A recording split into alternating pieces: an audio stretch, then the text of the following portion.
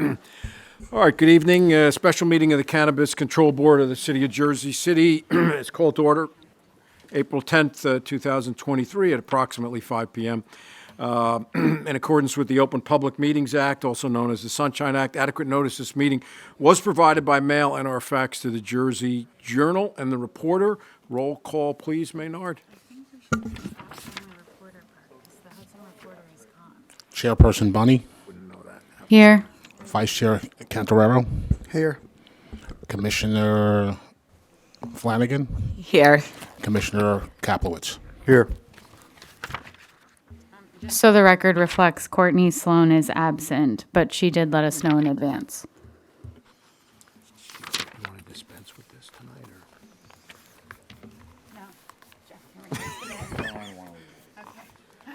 or? I can do it. I think we could. No, it's still going to be read. We do it every meeting. Jose's going to do it. The Cannabis Control Board was created by the Jersey City Municipal Council. The CCB is a result of the council adopting an ordinance. We're not the planning board or the zoning board. Those boards were created by the state legislation. Jersey City Planning Board or the zoning board will hear your application as to zoning and land use development issues. According to Ordinance 22-003, the CCB will consider the following factors in its determination to approve or deny your application: community impact and outreach input, the number of cannabis establishments within close proximity, less than 1,000 feet to the applicant. Just because a cannabis establishment is less than 1,000 feet from your application is not necessarily a negative factor. Each application must be evaluated on the totality of the factor and the surrounding neighborhood. Hiring practices employed by the applicant, residency of all applicant or owners, applicant's commitment to diversity and inclusion, best practices, safety and security plans. If the board approves the application, the board will issue a preliminary resolution of support.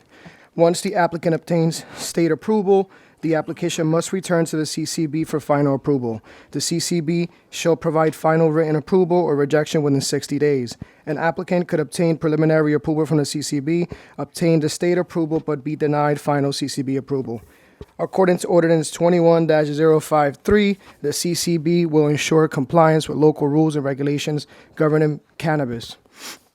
Jersey City encourages and promotes participation of minorities, women, and disabled veteran-owned cannabis businesses. By extension, so shall the CCB. The CCB shall require a Class 5 cannabis retail business applicant to address concerns about the proximity of a proposed location to a substance abuse treatment center or daycare. Thank you for that. Yeah, thanks. You're welcome. Thank you, Jose. All right, with the board's permission, the first application is CCB 23-52, Cream of the Pot. Welcome, nice to see you again, Mr. Webster. How are you? I'm good this evening. Thank you for having me. I appreciate the time. Congratulations on your recent news. Thank you, Madam Chair. I appreciate it. Thank you. I'm here tonight to ask for an adjournment of our application. If possible, 2 cycles. I think there's a May 8th meeting scheduled. If possible, I'd like to do that. We still have a couple of things we're wrapping up, and obviously the commission requires documents to be in at least a week before, so I want to be mindful of that process. 2 weeks now? I thought it was 1 week. Jeff changed it. It's normally 2 weeks. It's 1 week for last minute items. So I'm going to have a lease that's going to be a week. If that's not the case, then I probably need to go another cycle then. Yeah, the application should be complete within 2 weeks prior to the meeting. All right, so I'm going to, with that knowledge, I would ask then to go out to June 12th. June 12th would be great. All right, you've heard the request from Mr. Webster on behalf of his client. Motion to accept. Is there a second? All in favor? Aye. Any opposed? No. See you in June. Thank you, guys. Have a good evening. Thank you. And then, go ahead, call it, but I'm going to let there are people here to speak, so Okay. that have to go to another meeting. They let me know. The next application is CCB 23-57 VT 420 LLC. Oh, okay. Chico, is this the one you guys are here to speak for? Okay, just let them we're going to do it a little out of order because we have some people who let us know they have another meeting they need to make. Are you waiting on anyone? Okay. It's 8:40. Can I steal? Welcome, Muzan. Good evening, Bo.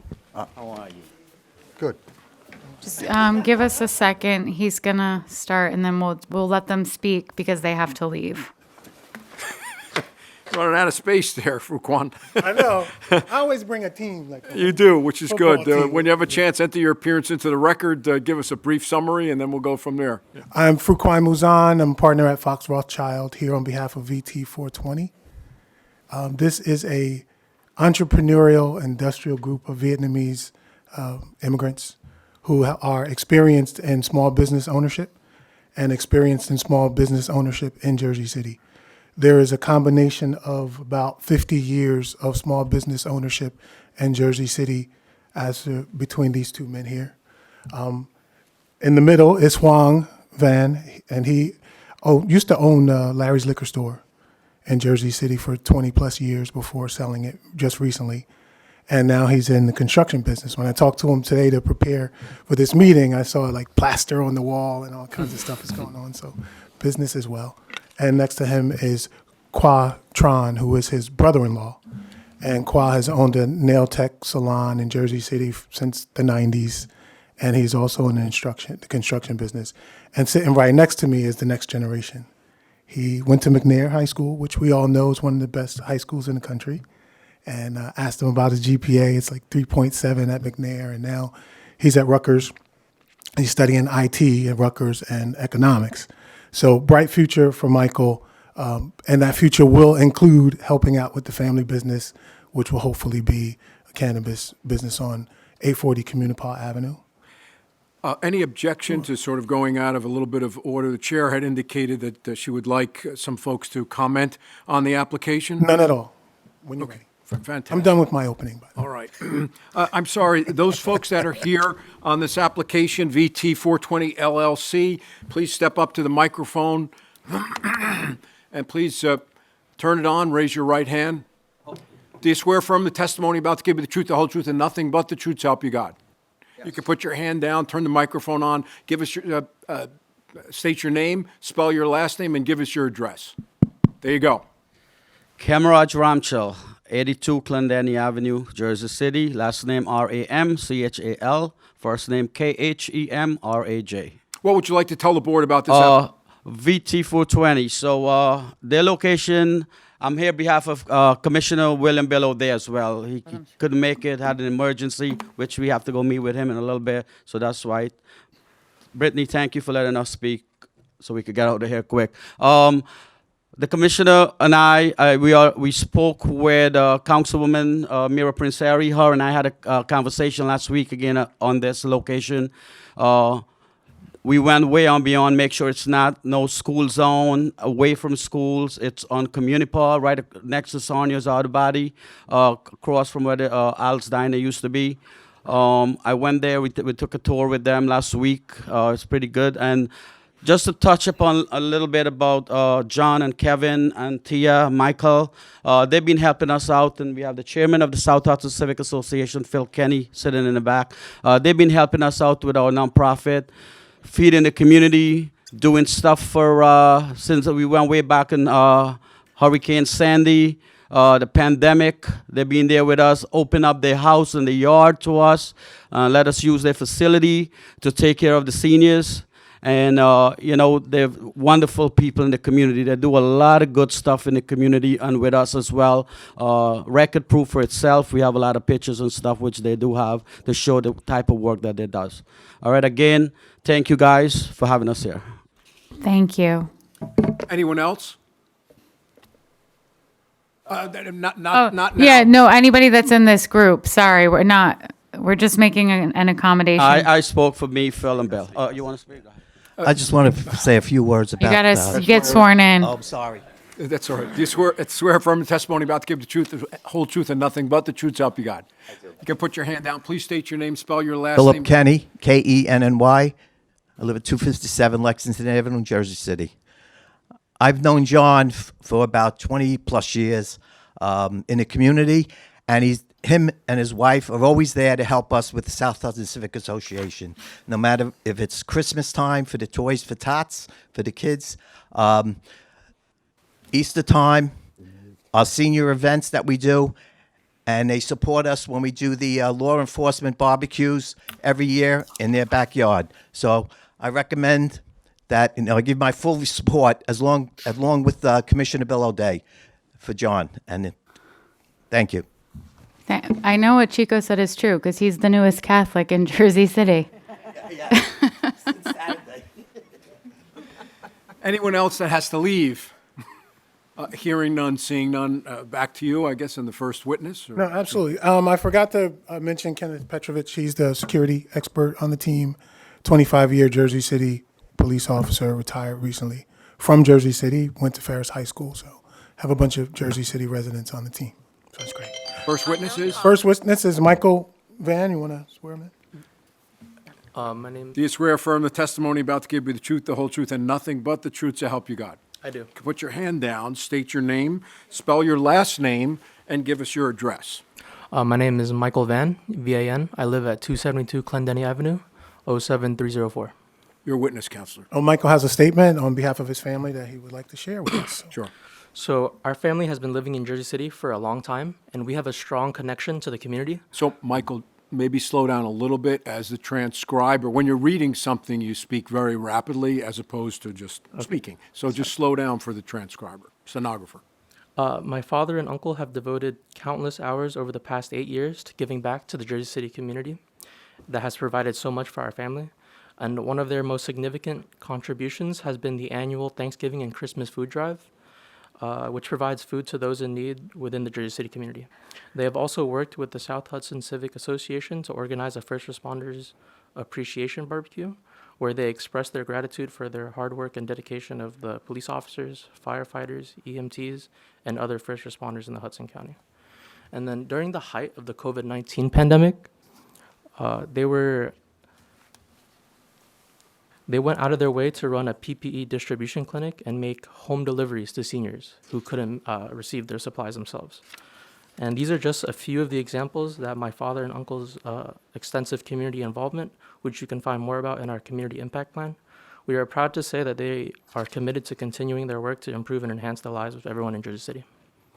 Thank you, Michael. Does anybody have any questions for this witness? Hearing none, seeing none. Members of the public of this, questions of this witness? Hearing none, seeing none. Next witness. I'd like to swear in Qua Tran. He's the CEO. Welcome, sir. Please raise your right hand. Do you swear affirm the testimony about to give you the truth, the whole truth, and nothing but the truth to help you God? Yes, sir. You can put your hand down. Please state your name, spell your last name, and give us your address. Yeah, my name is Quatran. It's spelled first name K-H-O-A, last name is T-R-A-N. I live at 190 Battery Avenue, Jersey City, New Jersey, 07305. Your witness. And Mr. Tran, you immigrated here from Vietnam? Yeah, I came to America in 1993, and we live in Virginia. And in 1995, I moved up here in Jersey City, and I have been living here since 1995 until now. So I know the application says 18 Center Street. Is that incorrect? Yeah, we just moved over. We used to live there, and we moved to 190 Battery lately. Okay, thank you. Also in Jersey City. Okay. How'd you end up in Jersey City? Work. So I thought I come here and work at a nail salon on Newark Avenue for the first couple years, and my boss decided to move down to South Jersey, so he offered me to take over the business. So I took over the business and run that business for over 25 years in Jersey City, and I fell in love with the city. So we got involved with a lot of community work and giving back to this community and help all the older people and homeless people. What made you decide to get into the cannabis business? Well, my sister have been she got cancer and for the last 10 years, and she been through chemotherapy, and the doctor keep giving her like painkiller and sleeping pill. but that's don't help her to sleep at night time and fight against the suffering. So finally her doctor decide to give her some like edible cannabis, and that happened her a lot. So I look through her and I see that have a lot of people in that scenario. So that's why I decide to get into the business to have Very good. a little people around who need the help and my community. How many people do you plan to hire to work at your? Well, we're looking at like at least to start up. We're looking at like to hire at least like 13 people. I mean, 100% Jersey City resident employee. Okay. How many people do you have working at the nail salon now? How many? We have like 7 people. Very good. No more questions for him. Any questions from board members for Mr. Tran? Hearing none, seeing none. Members of the public, questions and questions only on the testimony of Mr. Tran. Hearing none, seeing none. Next witness. Well, the next witness is Huang Van.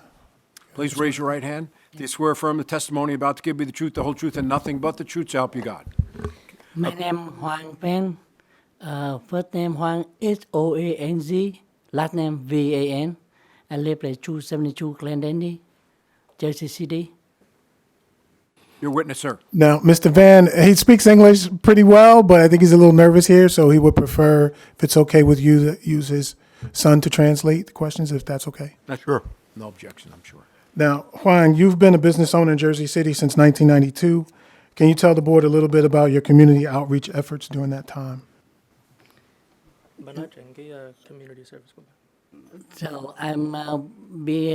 when I come here in 1990, and I work for liquor store and 29 Martin Luther King. Then 2-3 years later, so my family, take over for a liquor store. Okay. Then we just sold liquor store like 5 years ago. I be there like 27 years for Martin Luther King, like Larry Liquor. Dạ, bạn nói chuyện cái bà làm cái community service gì? Bà, bà nói tiếng Việt, con nói lại. Bà giúp cho người bệnh, cho má vợ.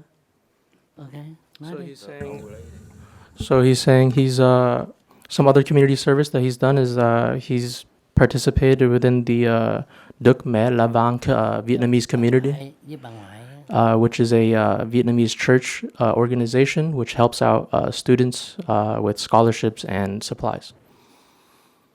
And what are your plans for community service with this endeavor, with your project with VT 420? Bà tính làm gì cho help out cái city? No. Thì nói làm gì khoa? Tính làm gì? Cứ nói làm giúp cái đó làm gì bà đâu biết đâu. Thì không nói đại nữa.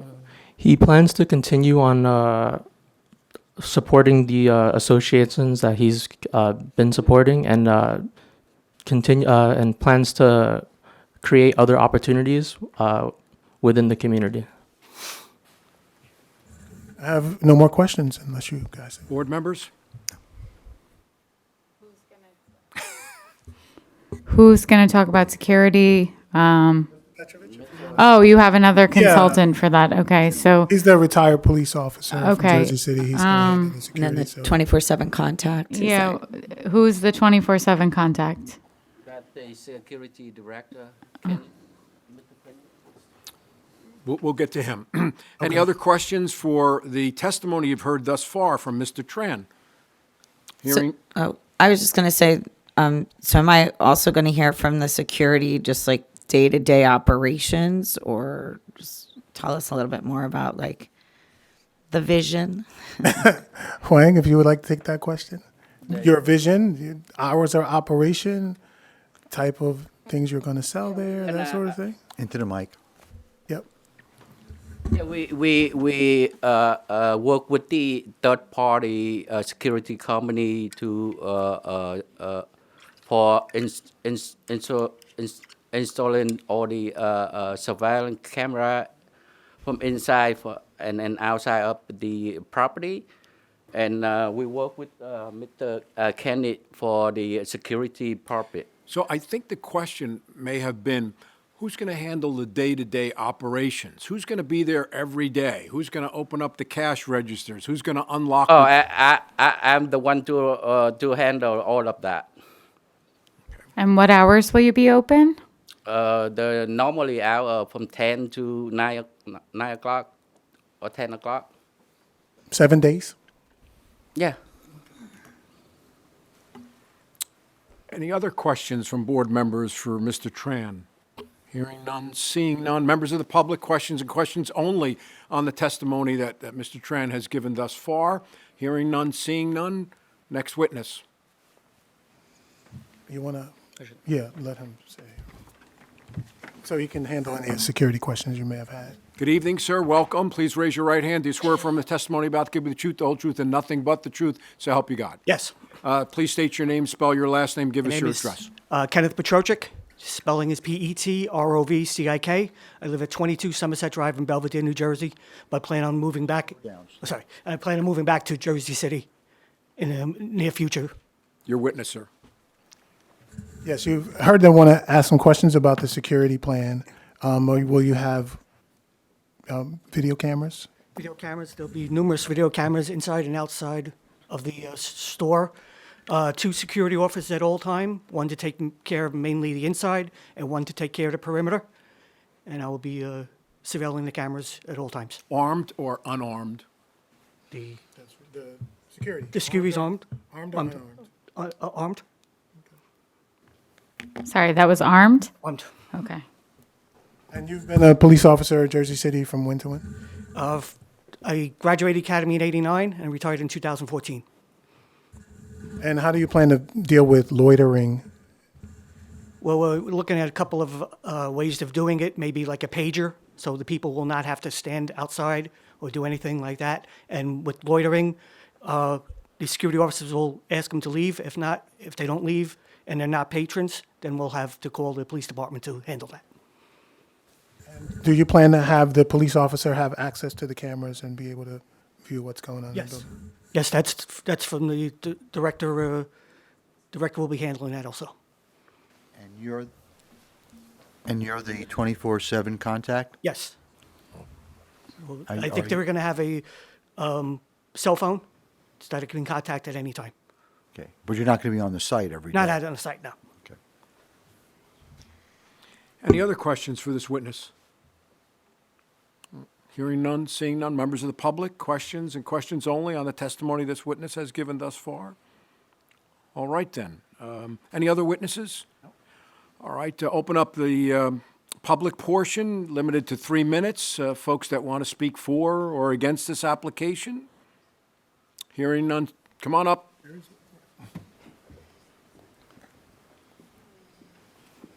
All right, good evening. Nice to see you again. Please raise your right hand. Do you swear affirm the testimony about to give you the truth, the whole truth, and nothing but the truth, so help you God? I do. You can put your hand down. Please state your name, spell your last name, and give us your address.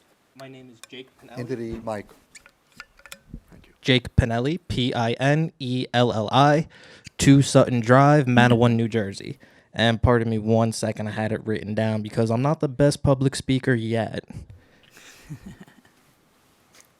Well, we know that the union supports these folks, and you stand behind them 1,000%.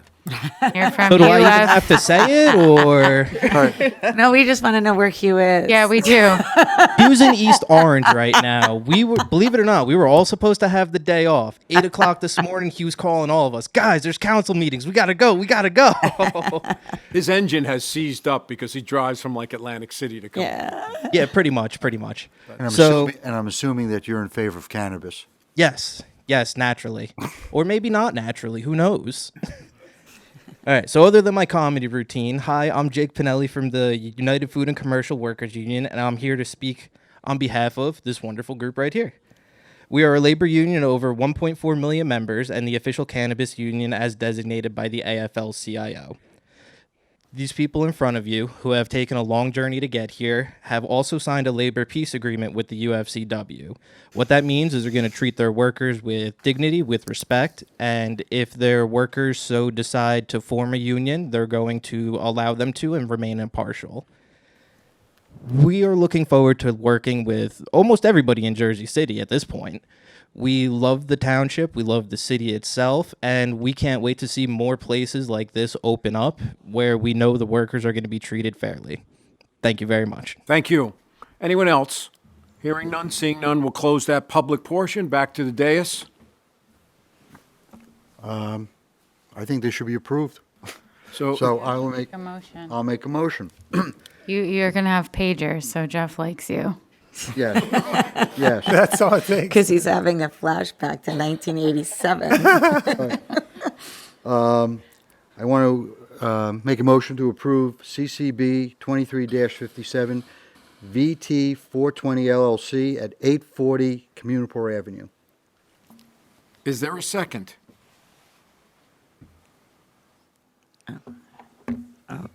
I'll second that. All right, roll call. Chairperson Bunny, Yes. Vice Chair Cantorero, Aye. Commissioner Flanagan, Aye. Commissioner Kaplowitz.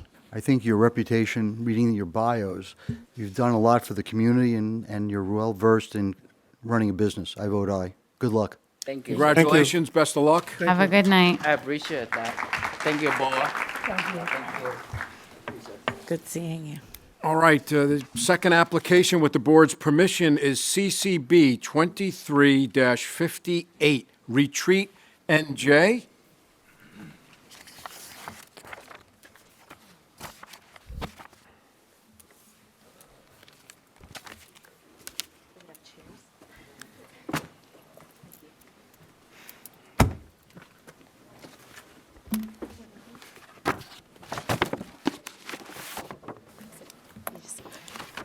All right, once you get situated there, Counselor, please enter your appearance into the record.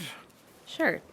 My name is Allison Reynolds, and along with my partner Heather Coomer from Coomer and Hopper Law, we represent Retreat NJ LLC, a state-certified woman business enterprise. On behalf of our team, I would like to thank you for the opportunity to appear in front of you tonight. Retreat is here tonight seeking Jersey City Cannabis Control Board approval with regard to property located at 656 Grand Street, also identified in Jersey City's tax map as Block 17205, Lot 3.01. The property is located within the mixed-use B section of the Morris Canal redevelopment area. The project proposes to utilize approximately 1,875 square feet of the ground floor footprint of the mixed-use building for a Class 5 cannabis retailer. Just wanted to let the board know, after filing our application, Retreat received a conditional license approval from the Cannabis Regulatory Commission on March 8th, 2023. Also, it appears that there was some confusion about our fully executed lease. But just wanted to verify that we did submit the fully executed lease as well as assignment of lease on March 10th. Speaking tonight on behalf of Retreat will be Natalie Benson, majority owner of Retreat and its managing member. Natalie will speak about the company itself, including its potential about its operational aspects. We also have Alex Santiago Jr., who is the 5% owner of Retreat LLC. And finally, speaking tonight will be Corey Garriga, Retreat's Community Outreach Director. Corey will speak both of Retreat's plans for community engagement as well as activities to date, including setting up both in-person and virtual meetings in the neighborhood prior to tonight's meeting. And with that, Before we go any further, I Sure. have some legal questions to ask you. okay, One, it's a New Jersey corporation. but LLC. you're An LLC. Yes. But it's also a Delaware corporation? No. It is a New Jersey LLC. Okay. All right. So in the lease, the revised lease that was signed, under tenant, it has the Retreat, Inc., a New Jersey corporation or an entity to be controlled by Andrew, and I'm going to mispronounce the name, Kudis? Kujis, and in parentheses, tenant. And yet, in your application, you just have the two individuals, 95% and 5%. And his bio, Mr., I'm going to mispronounce it again, Kujis, is the CEO and founder of a licensed adult cannabis company in Massachusetts, and is serving as just an advisory role. Yes. So, my question to you is the lease wrong, or is the lease in his name? Because I don't see anywhere there. So at the end of the lease, if I may, there's an assignment of lease under which and Mr. Kugis assigned his interest as tenant in the lease to Retreat NJ LLC. I didn't see that. Hold on. Okay. I have a copy here too. Why don't you just come on up and show Right. Commissioner Kaplowitz that? Instead of wasting an hour looking.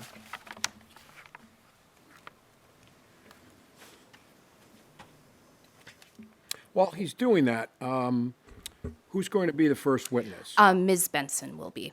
All right. Would you mind if I No, swear go her right in? ahead. Go right Please ahead. raise your right hand. Do you swear affirm the testimony about to give you the truth, the whole truth, and nothing but the truth, so help you God? I do. You could please state your name, spell your last name, and give us your address. Oh, yes. Sure. Hello, my name is Natalie Benson, Benson, and my address is 7 Leah Way in Andover, Massachusetts.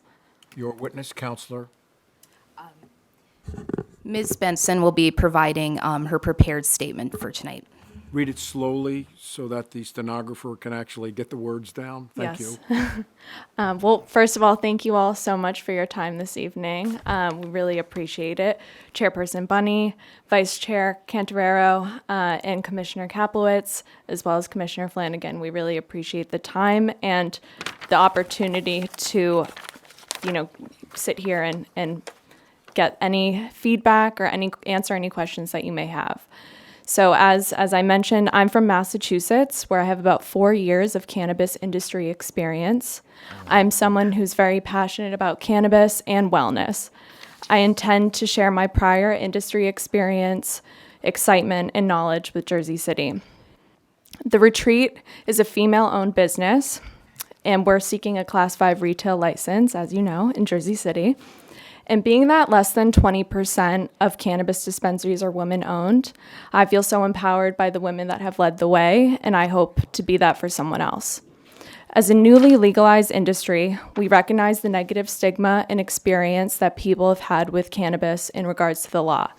We understand our privilege in hopefully opening up this business and believe it is our duty to help those who have been negatively impacted by cannabis. Alex and I worked together at a dispensary in Massachusetts. We both shared a passion for cannabis and teaching others about how it has positively impacted our lives. Alex and I share a common belief that most cannabis companies lack true community engagement and impact.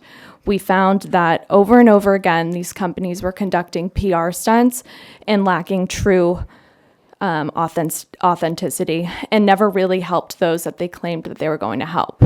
With that led Alex and I to want to create our own company that's run by personal values and not by the bottom line.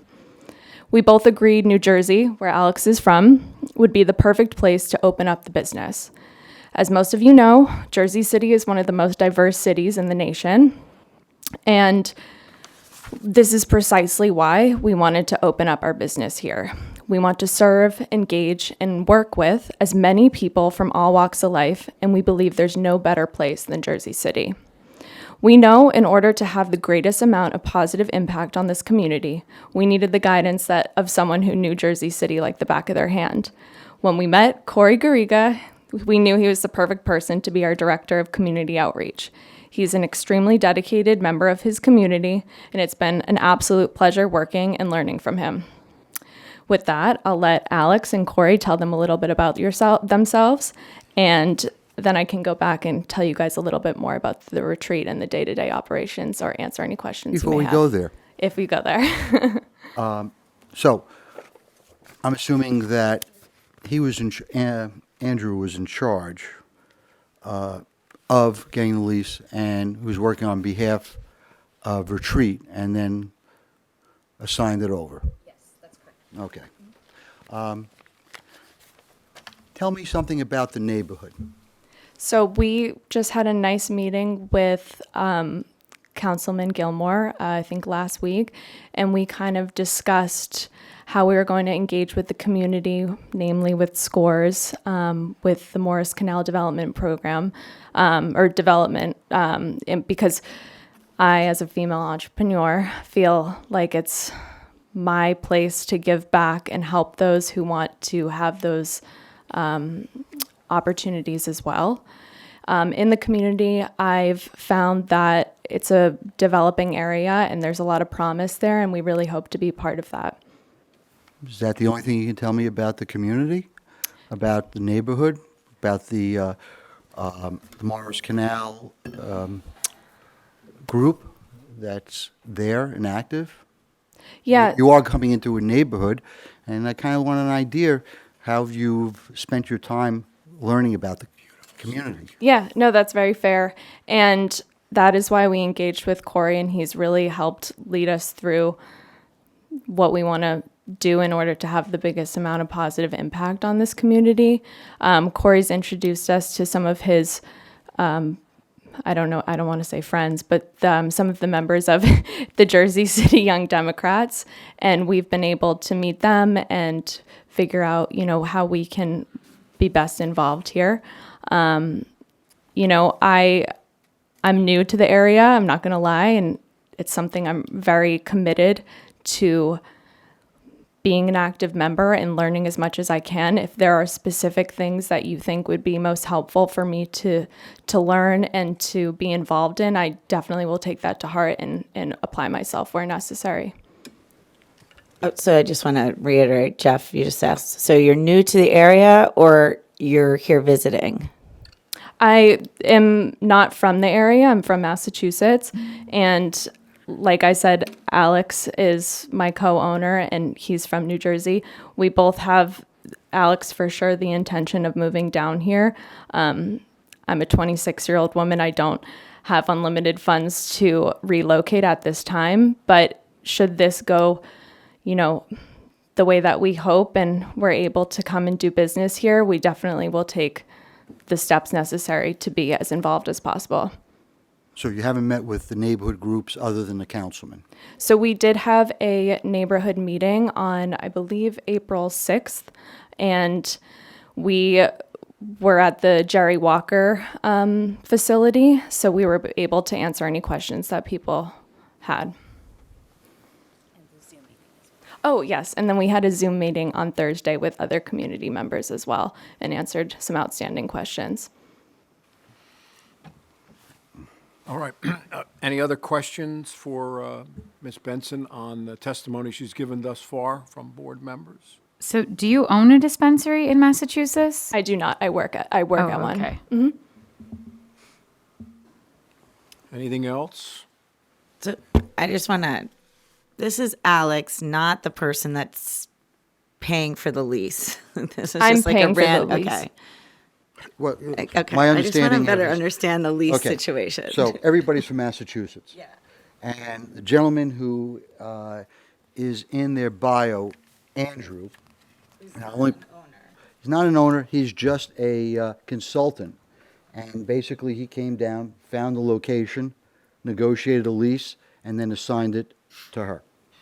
But wait a second, though. The certificate of formation indicates that Andrew is either a member or a manager. Well, then that's another question. Right. So we have an operating agreement. I also have a copy of it as well that lays out, that was executed after that certificate of formation was filed, creating the entity. In the pursuant to the operating agreement, Natalie is a 95% owner. Mr. Santiago is a 5% owner. So we should be amending the certificate of formation to update it. Understood. So, wait a minute. Would that really be helpful now, or should we be tabling this? Yeah, it's an interesting question. I mean, basically, the formation of the LLC in New Jersey has another individual that's not on the application, and it hasn't been, revised. The application that you sent to the state, and do you have a conditional license approval yet? Yes, So that obviously did not have Andrew on the license. that's correct, yes. So Okay. it's not an issue as long as he comes off this, and it's very easy to amend this. Yes, So you will send a revised copy. Yeah, so they're not Absolutely. on the state conditional. that's correct. Okay. Yep. And we Okay. we don't have a copy of that. Of the conditional approval, I have a copy with me. Okay, if so you- that's not part of anything that we've received, so then we wouldn't know the difference. And so this is where like the confusion becomes like, who's on first? And it makes it really uncomfortable for us to sit up here and make Yeah. decisions when we don't have all the full information. When we have full information, we don't have questions like the last one. We have like a lot of information given to us, but when we don't have information, it makes us feel very uncomfortable that we're making decisions on behalf of an entire city without full disclosure. Understood. So after we filed the application, we received the conditional license. I actually called the Cannabis Control Commission to advise of that, and they said they had a copy of it. So, I apologize if that didn't get to you. Just want to make sure they're all the proper names and background on what we're approving. Absolutely. Yeah, only because we've been in this before where there's names that aren't there, and then by the time it gets to the city council, then it's like this person's missing, that person's not there, and I just want to make sure that everything is accounted for. Understood. So there's only 2 owners. That's correct. So there's also someone on here, Colin Noel?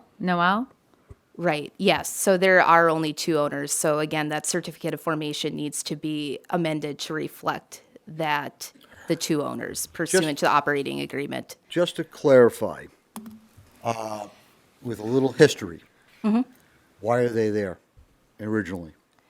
Natalie, would you like to speak to why you're at that location?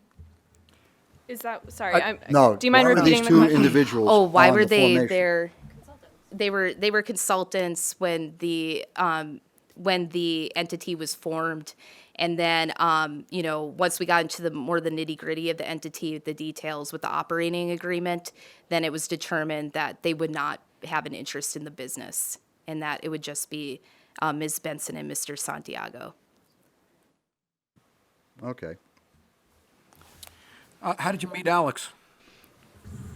So we worked at a dispensary together in Massachusetts, and we really connected on our shared values about the industry and kind of what we saw in Massachusetts and how we thought we could apply that knowledge and that prior experience to somewhere else.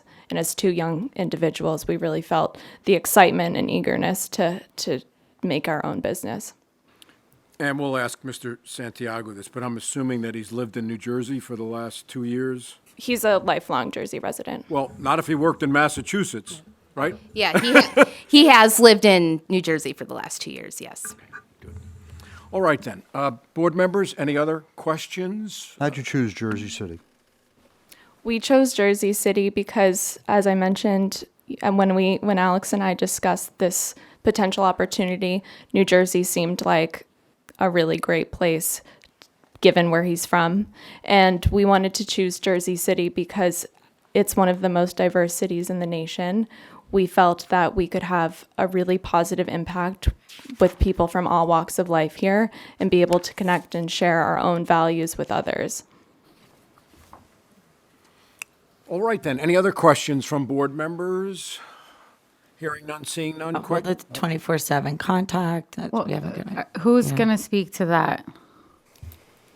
I'm happy to speak to the security and the day-to-day operations. For the 24/7 contact, we have Alex and Corey that will be that contact. I'll also put myself on there, but for the time being, it'll definitely be them. We have at least 25 cameras on and inside and outside of the property. That'll be all, according to state regulations and above and beyond. We have a 90-day surveillance, I forget what the word is that I'm trying to find, retention, thank you. And we intend to continue to monitor those. We're working with American Alarm. They've had past industry experience, and it seems like they have the infrastructure to provide the best possible security that we need. And we're open to any feedback that you guys have. It's a pretty extensive plan, and we really feel that it goes above and beyond. But if there's any feedback or questions you have, I'd be happy to clarify.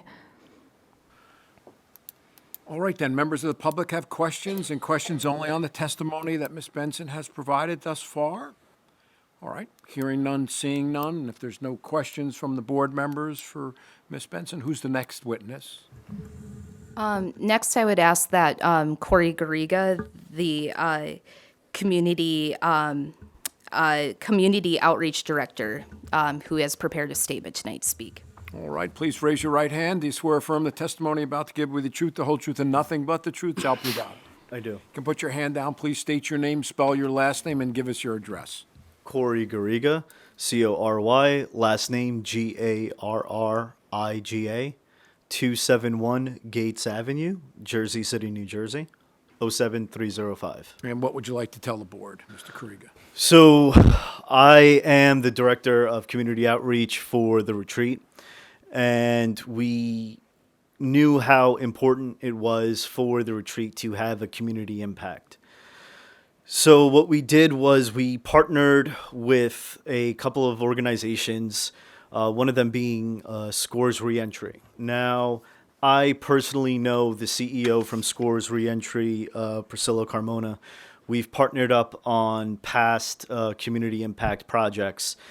I also have had a past work relationship with the prisoner reentry population. So for me, it was an easy fit to work with Scores Reentry on this, to deal with clearing up past issues in terms of cannabis convictions, working with their expungement programs, as well as their case management. So apart from that, I decided to take it a step further and actually put substance to community impact as opposed to just a passé expungement seminar.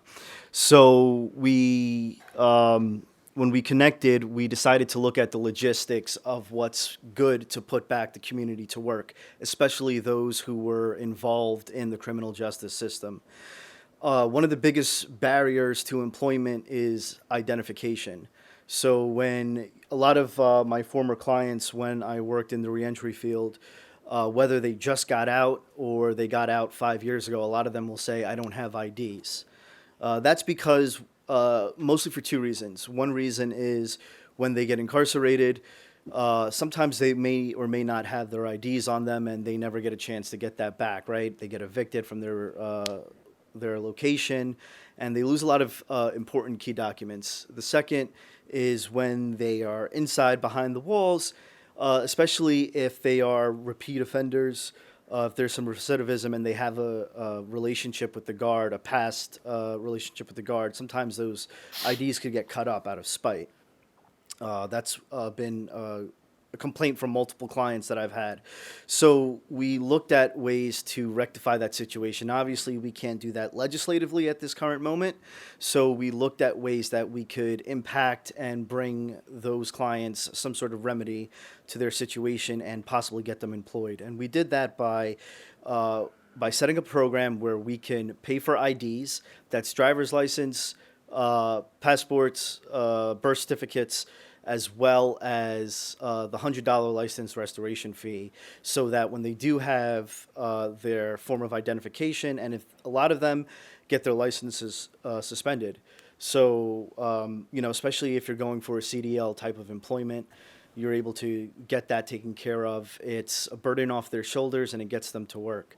Other programs that we are doing would be right now a Mother's Day. So is this like, didn't Assemblyman Mukherjee pass that bill? And I just recall when I was on the board at JSEPT, What bill? that to no longer charge people for their licenses when they're formally incarcerated.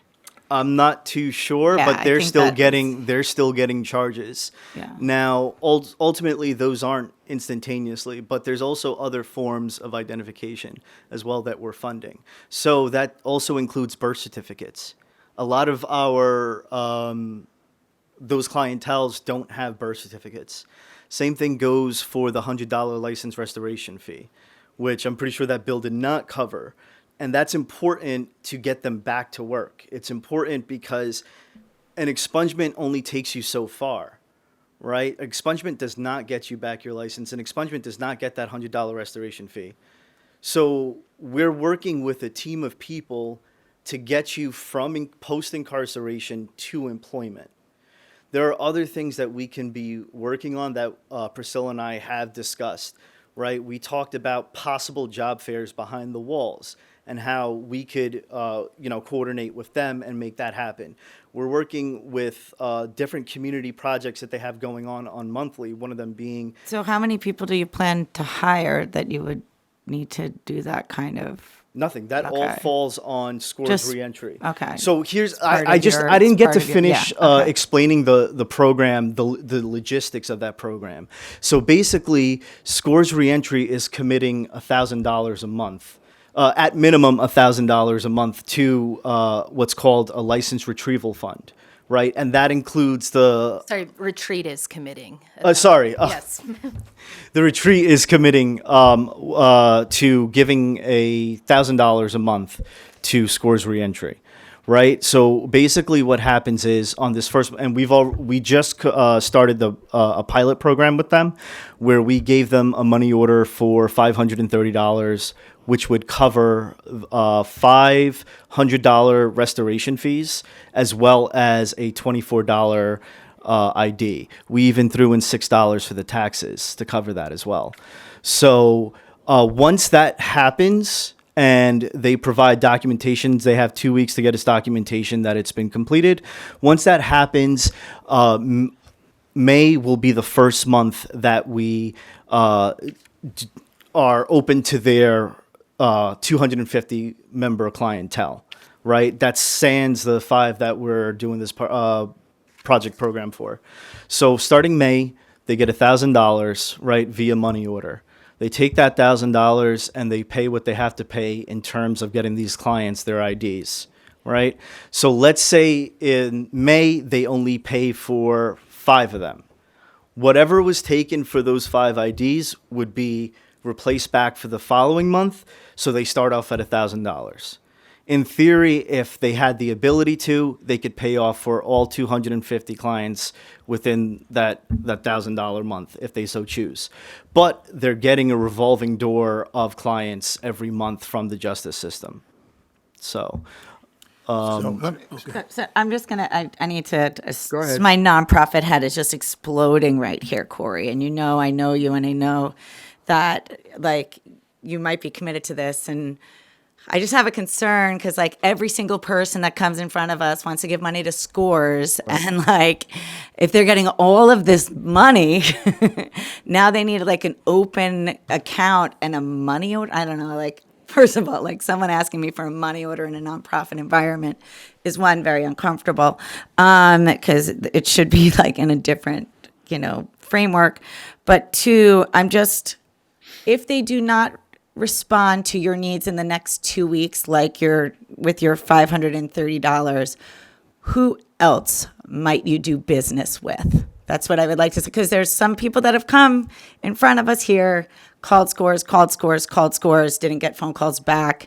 And I would say about 70% of the people that have come in front of us are like dropping lots of money on this organization.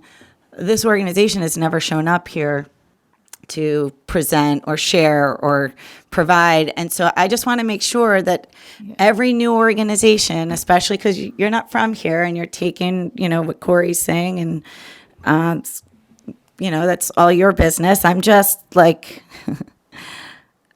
want to make sure the money is really getting to the people of Jersey City.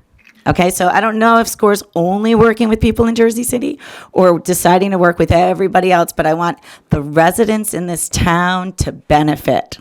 And I want to know if in 2 weeks they do not do what you asked them to do with this $530, who else are you partnering with? So, just want to quickly respond to answer your question directly.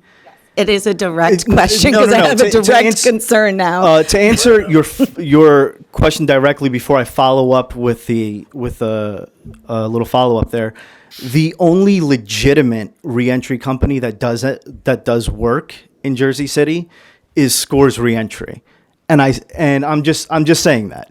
So with that said,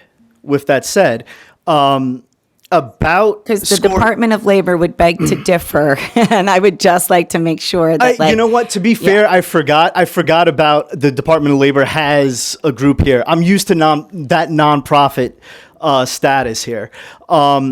They are focused in Jersey City, all right. And actually, I deal with their CEO Priscilla Carmona nearly on a daily basis. They actually have their CFO here with us tonight, Angel. And about the follow-up there, we do understand. That's why I took the extra step to make sure that it wasn't just throwing money in expungements. It's about putting people to work. So we're actually partnering with other groups as well. So like for Could you speak to that, the so other groups there's here? Morris Canal Development Corp with June Jones that we connected with, that we're in the middle of putting together an entrepreneur seminar. That entrepreneur seminar is going to have two parts. The first part is for people with financial situations that they may not meet the current obligation that they're supposed to, right? So we've partnered with June Jones, who put us together with a community entrepreneur coach. First name is Teresa. I forgot the last name. It's escaping me at this moment. But Teresa and I had put together a rough itinerary for this entrepreneur seminar. And this entrepreneur seminar, like I said, would take two parts in two spots, one whole day. First session would be those who have financial issues. The second part would be for those who may have the resources and availability.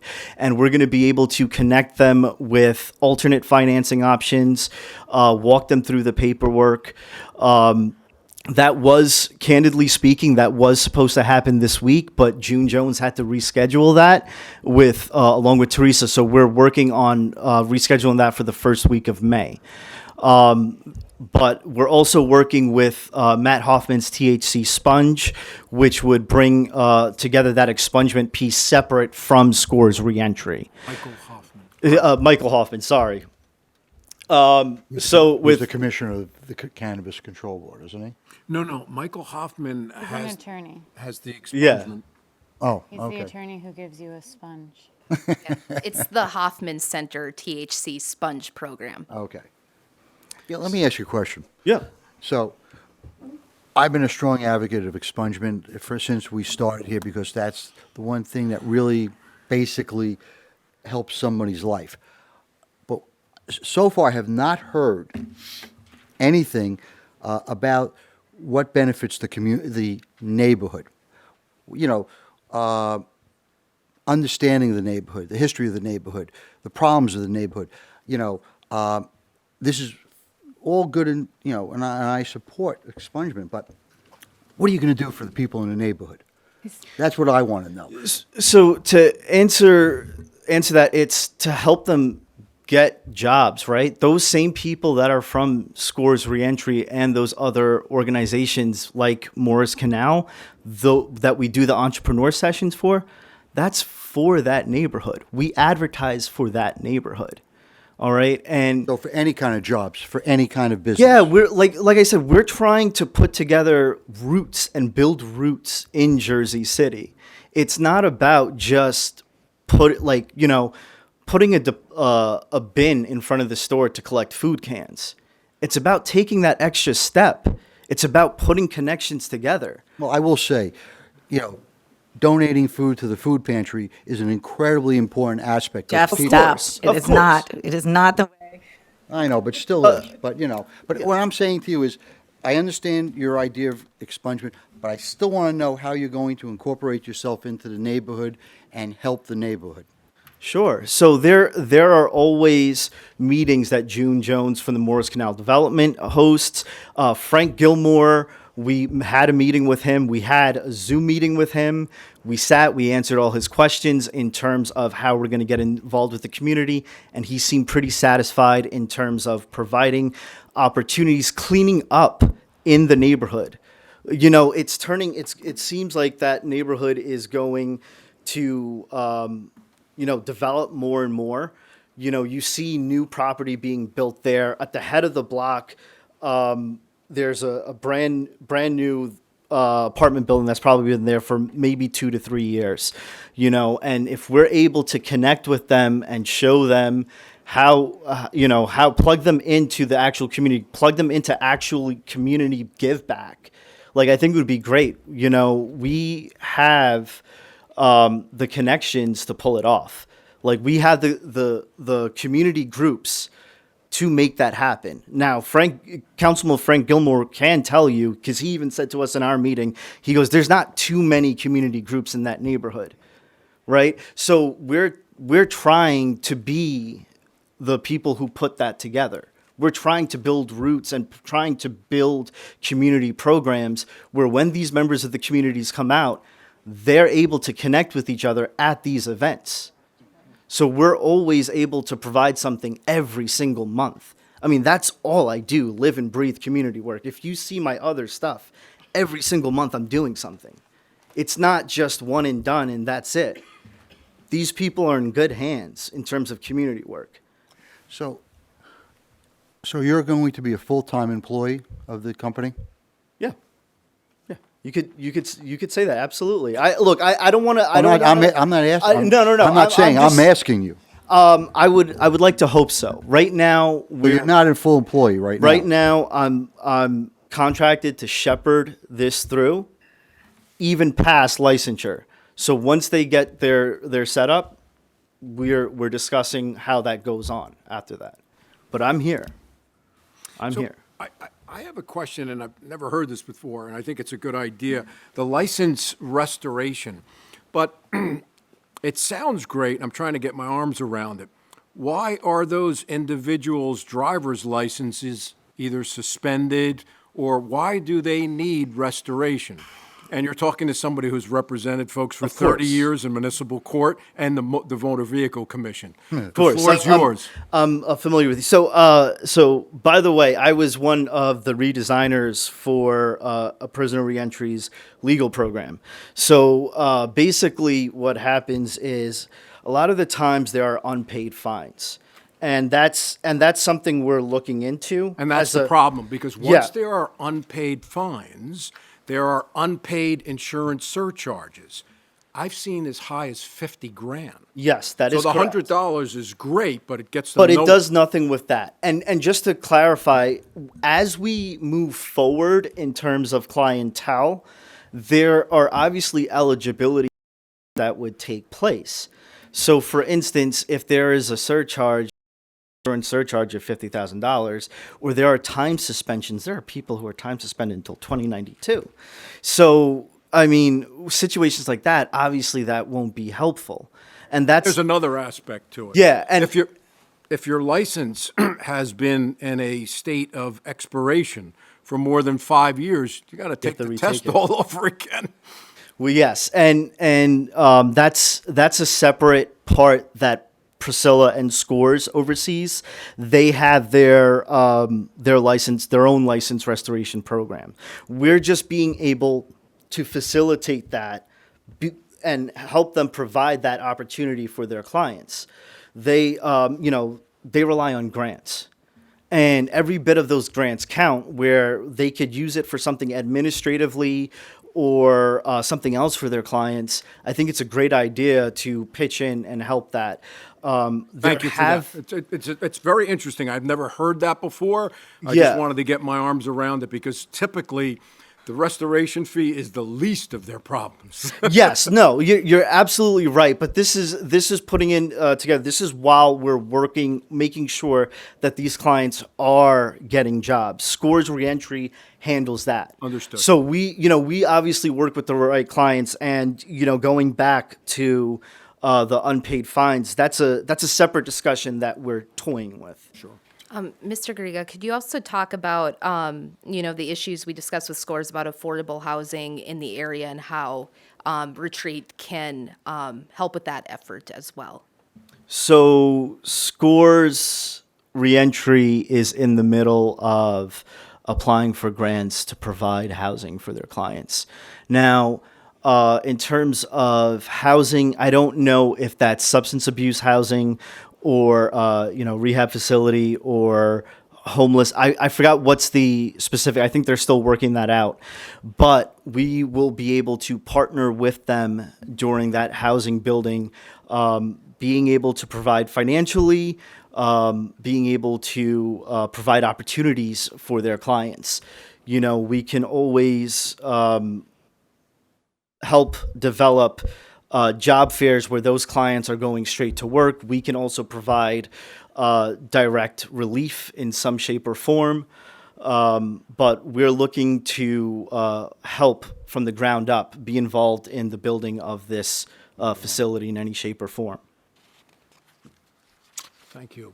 Any questions for this witness on his testimony thus far? Hearing none, seeing none. Members of the public, questions and questions only for this witness on the testimony he's given thus far. Hearing none, seeing none. Looks like we're waiting for Alex.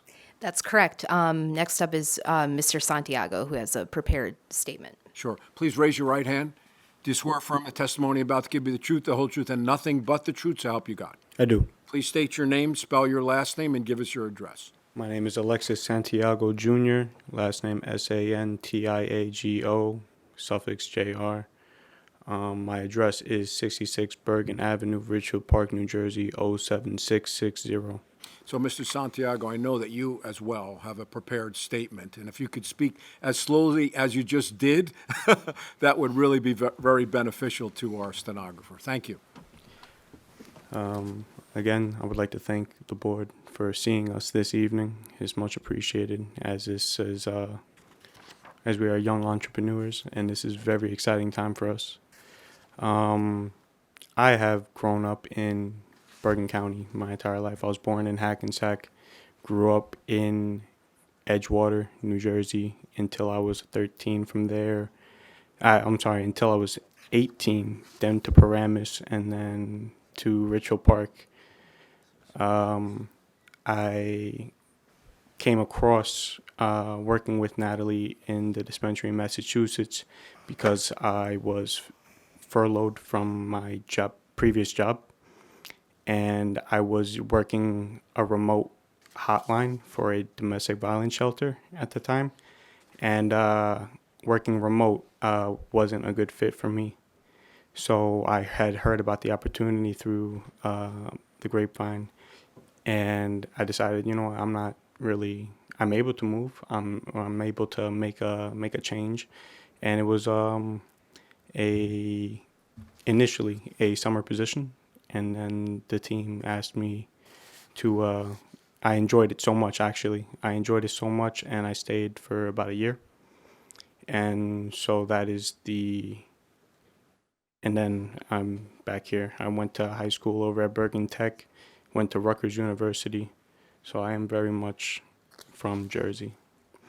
It was actually my suggestion when we were looking into places in New Jersey to potentially open up shop, that Jersey City was very much of an interest to me, because when 21, 22, everyone wants to go out in Jersey City, so that's how I started doing it, and then started going into like the fireworks over at Exchange Place. My friends, they all love love being in Jersey City. A few of them live in Jersey City. I was interested in moving into Jersey City as well, so it just made the easiest fit for me personally, which is why my main suggestion was for us to look into how we can get into Jersey City. In terms of how I'm also very involved in community services, not as focused in a particular area such as Corey, but I've been volunteering my entire life. as I said, the hotline that I eventually was working at before. I was volunteering for them since I was a kid. It is the Center for Safety and Change, formerly Rockland Family Shelter, up in New City. Been doing that since I was able to volunteer from 13 on. And then for a couple years, I volunteered as a men's varsity boys basketball coach over at Patterson Eastside. So mostly because my coach in high school, he ended up coaching for them. He asked for help, and he gave so much to me and my situation. So I felt the need to give back and maybe be of influence to the kids that he was helping out over there. So I am very much for supporting any community, and any community that I would like to be involved in Jersey City is up there next on my list. I've played baseball in Jersey City with some amateur teams, with the NJABL. There were the Jersey City Lions. They've only been playing for a couple of years though. That not part of that organization anymore. But I am looking forward to being more involved in Jersey City and hopefully bringing some opportunities to others and to the community as a whole. Thanks. So I just wanted to, because I haven't heard anything really about like the business yet. So is that what you're going to talk about? Natalie is the one mostly talking about the business. In terms of my involvement in the business, I'm going to be the one doing the day-to-day, the managing of the dispensary and such. So you'll be on site? I will be on site, yes, sir. Any other questions for Mr. Santiago? So as you keep mentioning young entrepreneurs, so like tell us sort of how you were able to get this kind of capital to open up a place like this. Yeah, Natalie. If you can't answer, you certainly can. Sure. I'm the majority owner, and it's been a lot of saving, hard work, and that's how.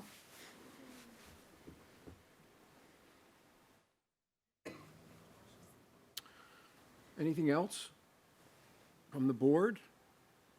All right, members of the public, questions on Mr. Santiago's testimony? All right, any other witnesses? No other witnesses. All right. Open. Yeah. Oh, wait a minute, the chair may have.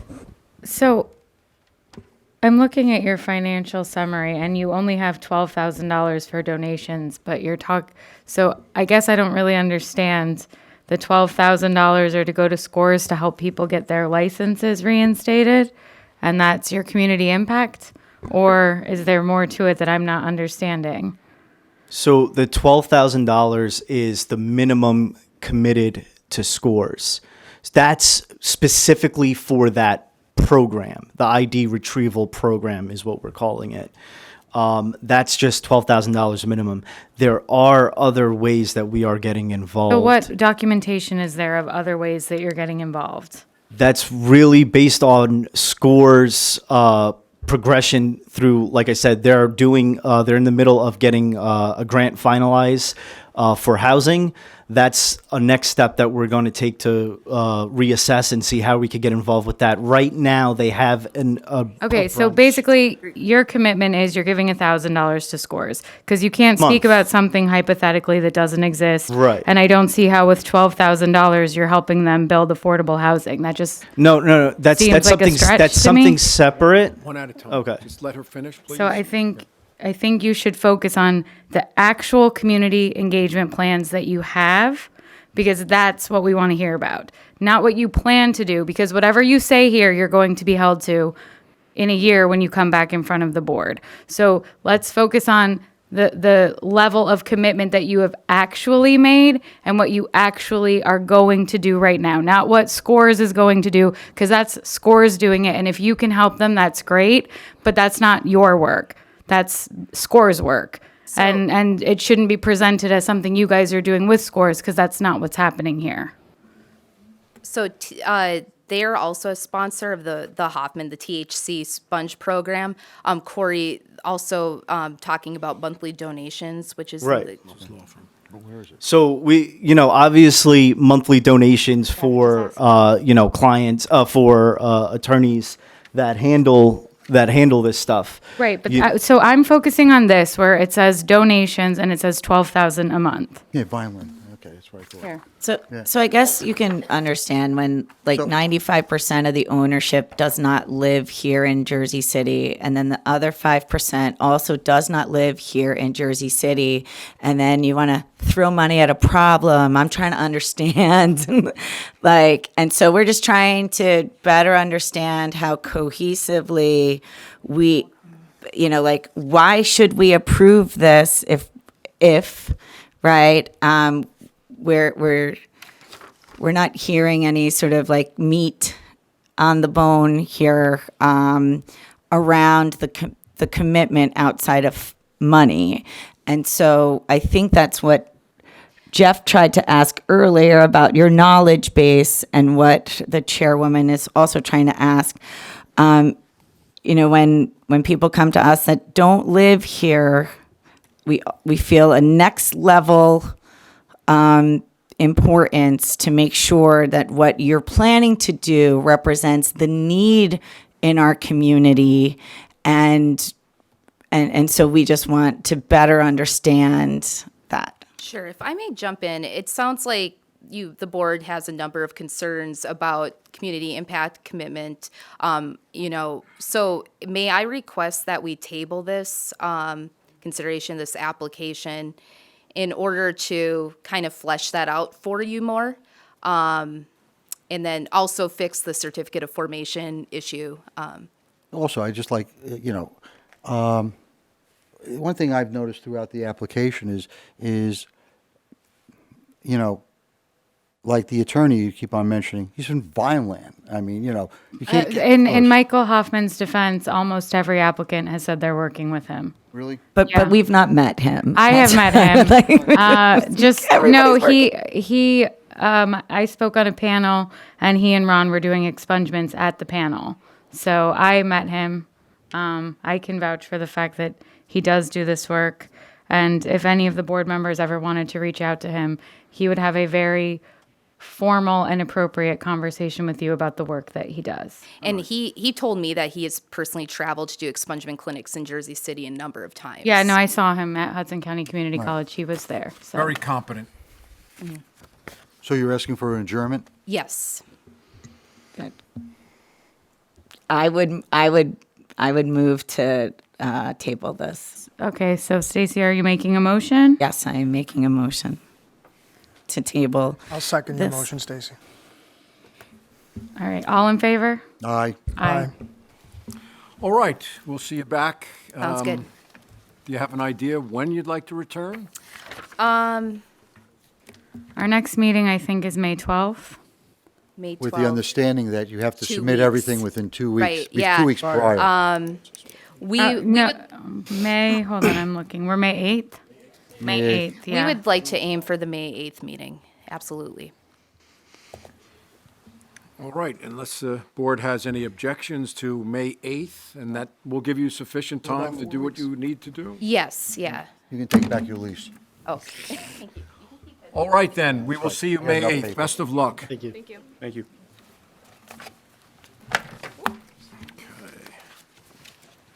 All right, if I could call the next application, CCB 23-59, Seraph and Sons LLC, 784 Garfield Avenue. Council, once you get comfortable and set up, please enter your appearance into the record and briefly explain to the board who your witnesses are, what you would like to do this evening. Thank you. Absolutely. Good evening, members of the board. My name is Mark McHale. I'm an attorney with McCarter & English. I'm here today with Elizabeth Seraphim, who is the sole owner of Seraph & Sons. She's seeking a Class 5 microdispensary at 784 Garfield Avenue. She's been conditionally granted a license by the NJCRC, and is also certified minority women owned. I'm actually going to keep my remarks pretty short because remarkably Liz has done this process entirely by herself so far. And so along with that effort, I'm going to let her present her statement. The only comment that I would like to make is that Liz is born and raised in Jersey City, and she takes Jersey City and cares about Jersey City so much that she even went out of her way to retain counsel myself, born and raised and still a current resident in Jersey City. And I've lived in every single ward so far. That's my icebreaker. Wait, even with the current changes of the ward? Have you been chased out? Oddly enough, what makes me live in the every ward is the current change. I became a Ward D resident. Very nice. And one quick note in the on the agenda, the name appears as Seraphin Sons with an apostrophe, but if you look at the application, it's actually there is no apostrophe there. Okay. All right, first witness then. And the Would only- be? and the last witness. Oh, my only you never witness. know. You may have stacked the audience. My only witness is Elizabeth Seraphim, the sole owner of Seraphim Sons LLC. Welcome. Please raise your right hand. Do you swear affirm the testimony about to give you the truth, the whole truth, and nothing but the truth? Help you God. I do. You can put your hand down. Please state your name, spell your last name, and give us your address. Sure, it's Elizabeth Seraphim, Sarofiem. I live at 4308 Smith Avenue in North Bergen, New Jersey. You're a witness counselor. I'm going to let Liz read her statement. Perfect. Just please try to read it a bit slowly so No that problem. the stenographer can get down every word. Got it. So good evening, members of the Cannabis Control Board. My name is Elizabeth Seraphim. I am the CEO and sole owner of Seraphin Sons LLC. I've prepared my statement today, and as I'm the only witness, I have a lot to say, so please feel free to interrupt me with any questions. So I'd like to start with my personal background. I'm a first-generation American who was born in the old medical center 27 years ago to Egyptian immigrants.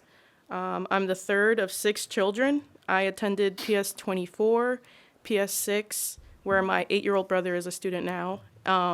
And I was one of the first students to attend MS7 when it opened. Those 3 schools make up my email address, Seraphim2467, which I've had since middle school. For the first few years of my life, my family lived in a tiny 1-bedroom ground floor apartment on Clark and West Side. And then we later moved to 627 Summit, also known as Summit Plaza or The Plaza, where I would spend the rest of my childhood and early adulthood. My parents and younger siblings actually still live there. Summit Plaza is an income-based housing tenement, and for the most part, I'd say it was hard to grow up there. There's not a lot of hope, really, in those buildings. But my saving grace was that I got accepted to McNair Academic, which really helped to shape the course of my life. And as a result, it's a place I have a deep love for and respect for. I think it's only because of the staff there that I have been able to defeat several odds stacked against me. So after high school, I attended Rutgers University, New Brunswick, and graduated from there with a degree in journalism and entrepreneurship, which officially made me a first-generation college graduate. Touching on my professional experience, initially I was a pharmacy student at Rutgers, and since I was a first-generation college student, I maintained the job while I was in school in a small family-owned pharmacy in Hoboken, so I'd take the train to and from school. And during my time there, I was registered and licensed with the New Jersey Board of Pharmacy as a pharmacy professional for several years, which really gave me unparalleled experience working in an industry with handling, dispensing, and managing highly controlled substances. Shortly after graduating from Rutgers with really no experience or education in finance, I accepted a role at Morgan Stanley at their headquarters in Midtown Manhattan, where I've been for the last 5 years. Despite my lack of experience or education, and despite it being a white, male-dominated industry, I have had several promotions during my time there. Most recently, I made vice president in January. So in my role there, I work on a small team that manages just under $6 billion in assets. So in that financial services industry, with another highly regulated industry. I am also licensed by both regulatory bodies, FINRA and the SEC, in all 50 states. I hold my Series 7 and my Series 66 licenses, which also requires that I remain in good standing and keep up continuing education. The reason why I mention all my various experiences in highly regulated industries is because I believe it will translate over to and allow me to succeed in this rapidly developing cannabis industry, which will surely be highly regulated as well. Excuse me. Yes. Are you going to give up your position with Yes. Morgan? Yes, I am. So I will 100% dedicate myself to this company, yes. So while I moved to North Bergen in 2019, since it was a better commute to Midtown, where I worked, my entire family still resides in Jersey City. My brother actually even operates his law firm in Journal Square. In fact, actually, April 1st was my first day working at Morgan Stanley's Jersey City office in Exchange Place. So eventually I will be moving back. I should note that I'm a micro retailer, so I do have to live in a neighboring township, which North Bergen does neighbor Jersey City. So even though I stand before you pretty accomplished and successful, it was no means handed to me or a strike of luck. You know, there should be really no confusion about my background. I come from poverty, Section 8 housing, food stamps, government assistance. But despite that, I was always really incredibly motivated, and I've worked beyond hard to be where I am today. So I also want to talk a little bit about my history with cannabis. I'm no stranger to cannabis. When I was 21 years old, I was pulled over for a faulty brake light, and the officer who performed the search smelled cannabis in my car.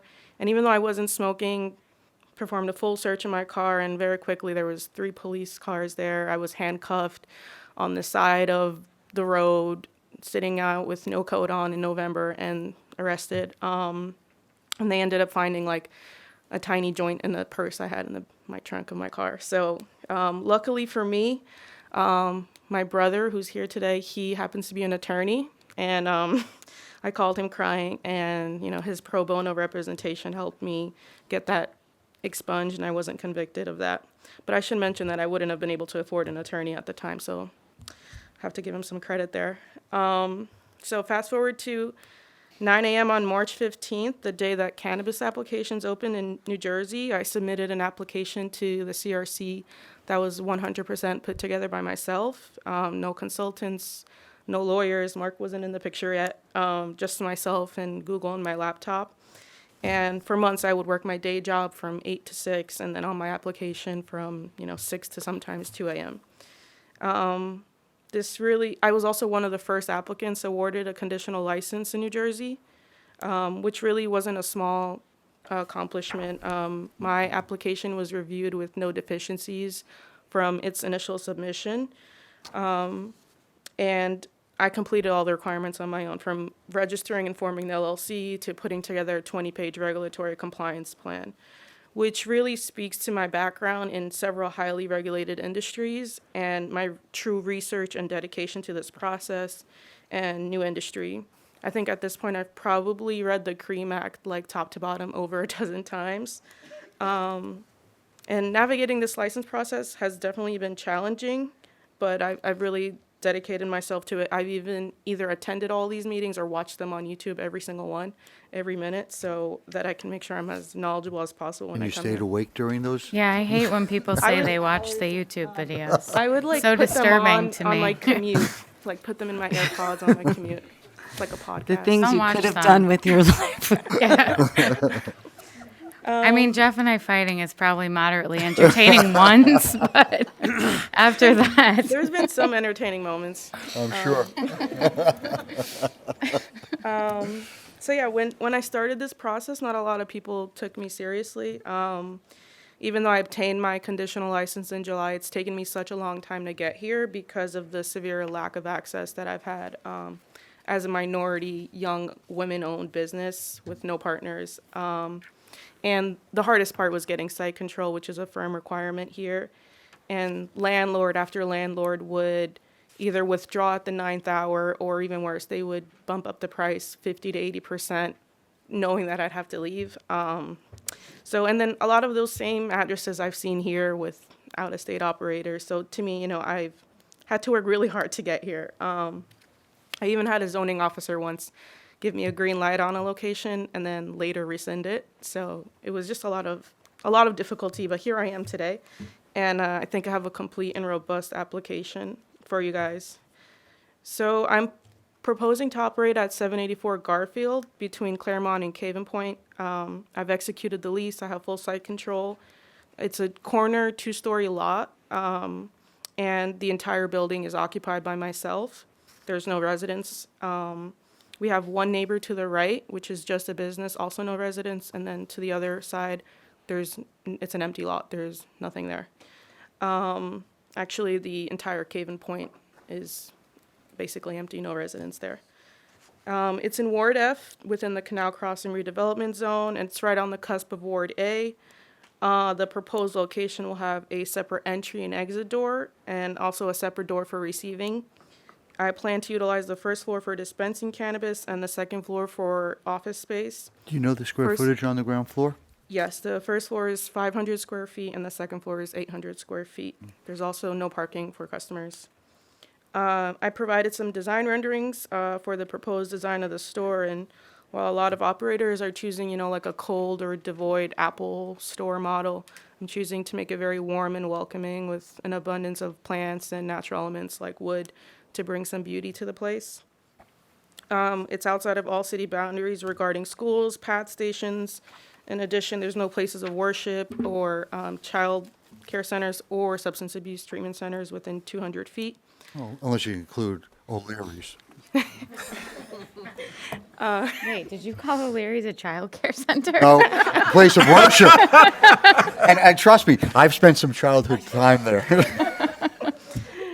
There's also no other proposed cannabis establishments within 1,000 feet. Actually, I think the closest approved or proposed one is 0.9 miles away, so no concentration issues on that end. So I think it's a perfectly suitable place for a cannabis dispensary. I want to note that Ward F and Ward A, have historically been victimized by the war on drugs compared to other Jersey City neighborhoods, and I think it's evident that the newly established cannabis industry in Jersey City is really fielding few applicants in those wards seeking to operate.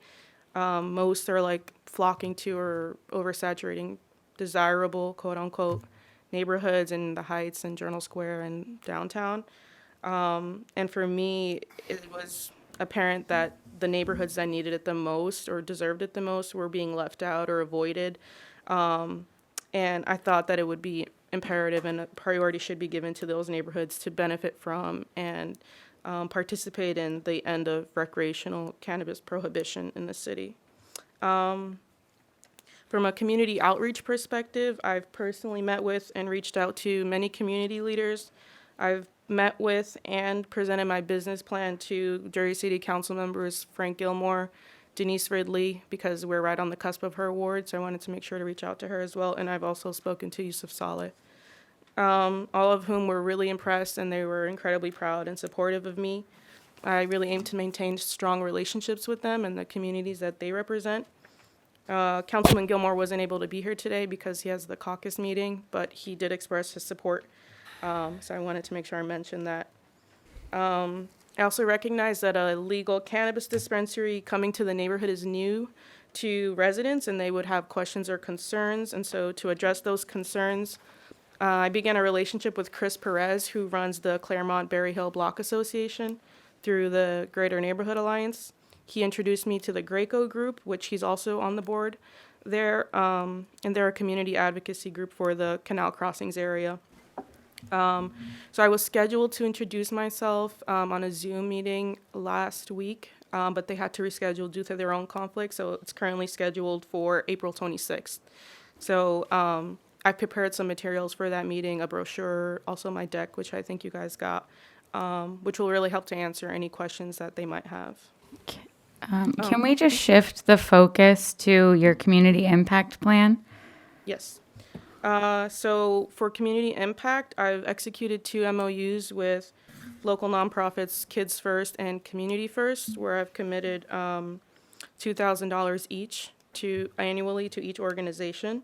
They're both run by Jersey City local Joe Knapp. They're run by the same person, I believe. Correct. Yes, Joe Knapp. And they try to sponsor sports and educational programs, holiday tour drives, field trips, book bag drives, school supply drives. Most recently, this past Saturday, they hosted a Easter egg hunt in Pershing Field, which I helped to sponsor. I also attended with my younger brother, and there was over 1,000 families there. I've also partnered with Hudson County Community College. As a part of that partnership, I've established a grant program to award $10,000 annually to a student who's a Jersey City resident and enrolled in their cannabis program. Eligible students will have to apply and submit a statement of need to outline why they should be awarded the grant. We're also looking to provide internship and externship opportunities and employment opportunities to students completing those courses in alignment with our hiring and workforce development plan. We're in the final stages of legal review for the MOU, but Dr. Eric Karkashian, who's the dean of HCCC's School of Business and Culinary Arts and Hospitality, which includes the cannabis curriculum, he is here today to speak on my behalf. I also sit on HCCC's Cannabis Advisory Board, which on that same board are Dr. Floyd Jeter, of Jersey City's Office of Diversity and Inclusion, and Joshua Alb of Cannademics, which I think this board is familiar with. As a part of my role on that board, I'm contributing to the development of HCCC's cannabis curriculum. In addition to that, I'm committing $5,000 annually to community organizations that are selected by our customers.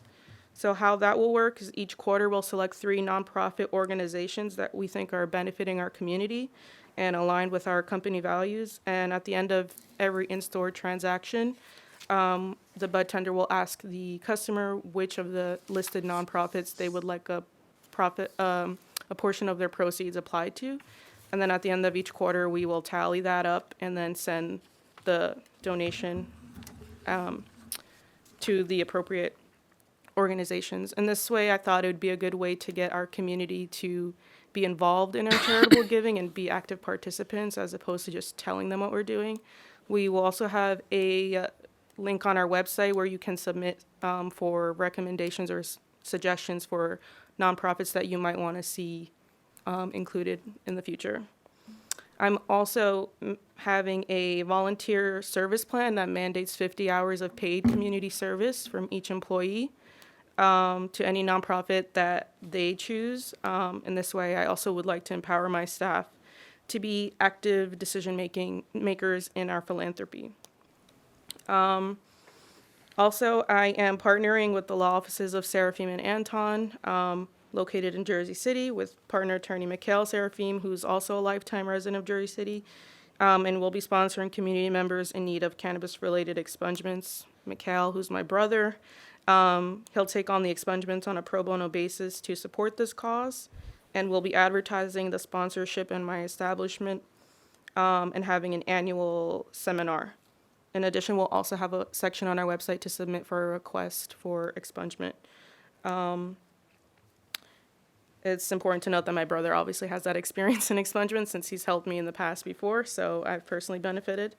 And then lastly, I will be hosting ongoing career and educational development workshops such as resume building, interview skills, college applications, dressing for success, financial literacy, etc. At a minimum once per quarter in person and through webinar for added accessibility.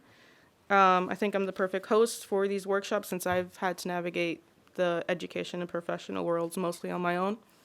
And I really want to share that knowledge with others and give back to the community that I'm from. Even in this process, when I started this, I was getting quoted like $100,000 to $500,000 just to get a conditional license. And so I know like the barriers to entry are real, and I want to be able to help other people make things happen as well. I want to note that the giving I've outlined will reoccur annually, and it's my hope that as the business operations grow, that the giving also grows in dollars and in partnerships as well. It's really important to me that if I'm benefiting from a community that I give back to that same community, which supports me. Also, I'll note that I will be publishing an annual community engagement report, which will outline all the financial, in-kind, and volunteer hours that we have contributed to the community by the dispensary. It'll also be posted publicly on our website for everyone to view. And then from a hiring and workforce development perspective, I plan to hire 5 to 8 employees in our first year of operations. Salaried employees, such as managers, will earn a minimum of $45,000 a year, and hourly employees will earn a minimum of $20 an hour. These are minimum pay numbers, and they would be adjusted according to education and experience, and then will also be reviewed annually and adjusted for cost of living or inflation increases. In terms of benefits, all employees are entitled to cannabis allowance and discounts, workers' compensation, and time and a half pay for any overtime or holidays worked.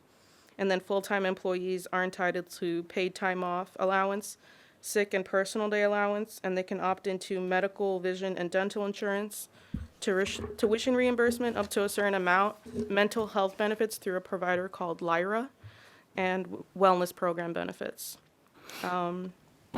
In regards to recruitment practices, I'm committed to hiring 100% Jersey City residents with a focus on Ward F and Ward A residents. I'll also work with reentry programs to identify priority applicants with prior convictions that are not only limited to cannabis convictions.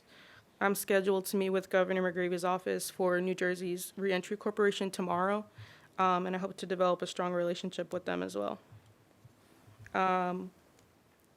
Also, outside of that, supplier diversity is also important to me, so my hiring plan also ensures that the hiring practices apply to the suppliers and contractors that I work with as well. I'm going to just touch on security really quickly. Before you do that, have you reached out to the Spectrum Methadone site on Pacific Avenue? It's beyond the 1,000 square feet. Not necessary, but, you know, you should actually contact them. I'm sorry, what site? The Spectrum Methadone Center on Pacific Avenue. I haven't, no. Yeah, they're not within your zone. No. But it is a great partnership to possibly follow up with. Right. Yeah. I mean, it's over 1,200 Yeah. feet away from, so, but it's worthwhile. Yeah, I've noted it. I'll make sure to reach out to them to see. So from a security operations perspective, And very lightly, you don't want to go too much into detail on that. no problem. I've consulted with Sapphire Risk Consultants. I think this board is also familiar with. High-level overview, we have a separate door for receiving, state-of-the-art alarm systems, 24/7 audio-visual surveillance with 360-degree HD cameras with a secure live feed to Jersey City Police Department and the New Jersey CRC. Enhanced exterior lighting, site-wide panic buttons to alert authorities in case of any emergency, 2-point age verification, meaning your ID is checked upon entry and then again at checkout, and ample training for all staff and security procedures. There's a 1-to-1 ratio for bud tender to customer, which will limit the amount of people inside at a time. We will also utilize online ordering for a grab-and-go model, and we'll encourage customers to use that by offering discounts if you order online ahead of time to diminish any kind of lines. And we're also using a restaurant buzzer system to limit queuing. We'll be using a pharmacy model for the flow of customers and a secure inventory room. This is the preferred layout for ultra-tight inventory control. I've also developed a relationship with Jersey City South District's Community Relations Officer, Officer Chasley Jackson. She has my direct cell phone and contact information, and we went over my security plan for any gaps or recommendations. I'm also scheduled to meet, to introduce myself to the community at their monthly captain's meeting, which is tomorrow in this room, so I'll be here. Officer Chasley actually noted to me that no business in Ward F has ever reached out to her to do that, so she was impressed. Odor mitigation, we're going to take active measures. We Yeah. read all of that. You don't have to speak about that. We never asked those questions. Okay, perfect. The only other thing I really wanted to talk about was education. You can if you want. unless you guys have heard enough. So I just want to clear up a couple of things because I feel like misinformation serves no one. So Ward A does have the least, but Ward F has 7 approved locations now, which is right behind E and B, which E has 9 and B has 8. So I just want to make sure that's clear because we often get misquoted, and I think it's important that the information is accurate. I also just want to say Kids First and Community First do a lot of great work, but they focus mostly in the Heights, not in the area in which you're opening your business. So, and to that end, we do not recommend nonprofits, this board. We got out of that very early on in the process, but I will just say that we do not want to keep hearing the same nonprofits. Like, this is supposed to benefit the communities in which your dispensary is located, and the goal is to disperse the benefits equitably throughout the city. So this is like the 15th time I think we've heard Kids First. And while it might be the first to hear Community First, I just want to make sure from like this, because I've been dealing with it for the last several months, that you do your due diligence on like an organization and you do it. So you have the 501c3 in your hand. You see who's on the board. You're working with these organizations. And I'm much more impressed with your like model to ask people where in the community and like. And the paid hours of community service. I would lead with that. I mean, Kids First, again, they do great work. I would not disparage the organization, but. I will note that. Yeah, and I'm not saying don't work with them. I'm just saying that community one. we're looking to. I mean, there's a lot of nonprofits in Ward F, Ward A, and I always say I don't think that money is necessarily the only thing that can impact a community. I think there's plenty of other things that you could do that would leave a more lasting impact on people in the city of Jersey City than just giving money to these nonprofits. Yeah, I definitely agree. That's why I was hosting the workshops, and also why I contributed much more money or allotted more money to the program where my customers will choose the programs. Which is a great idea. Yeah, and in those programs, will that be like within the zip code? Will it be within a particular radius? I know that there's like a lot. So we're focusing on Ward F and Ward A for those programs, and I know there's a list of organizations published, so we'll be focusing on that. And I will say with the loss of Dress for Success, like programs like you said that you would be doing, like your workshops would be very like hopeful because there's, again, where due diligence is not done, organizations sort of fall apart when it's just about the leader and not the community engagement. So. Any other questions from board members? No, we know she's a micro business, so she can only have 10 employees. She said 100% will be from Jersey City. She's already told us she's the contact. Mm-hmm. So, I mean, I would, if we can move on to questions or. She's answered all the questions. No, I mean from the community. The community has the absolutely. right to come and ask questions. All right, does anyone have any questions with respect to the testimony that Elizabeth has given thus far? Hearing none, seeing none, we'd open it up for public comment. Those members of the public that wish to speak either for or against, you're limited to 3 minutes.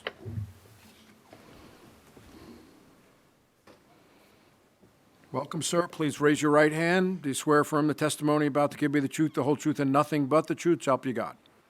Please you turn the microphone on, state your name, spell your last name, and give us your address. Okay, my name is Dr. Ara Karakashian, and my last name is spelled Karakashian, first name Ara, and my address is 573 Beers Street, Hazlitt, New Jersey. What would you like to tell the board, sir? I just prepared a statement here on behalf of Hudson County Community College in defense of this application. Go ahead.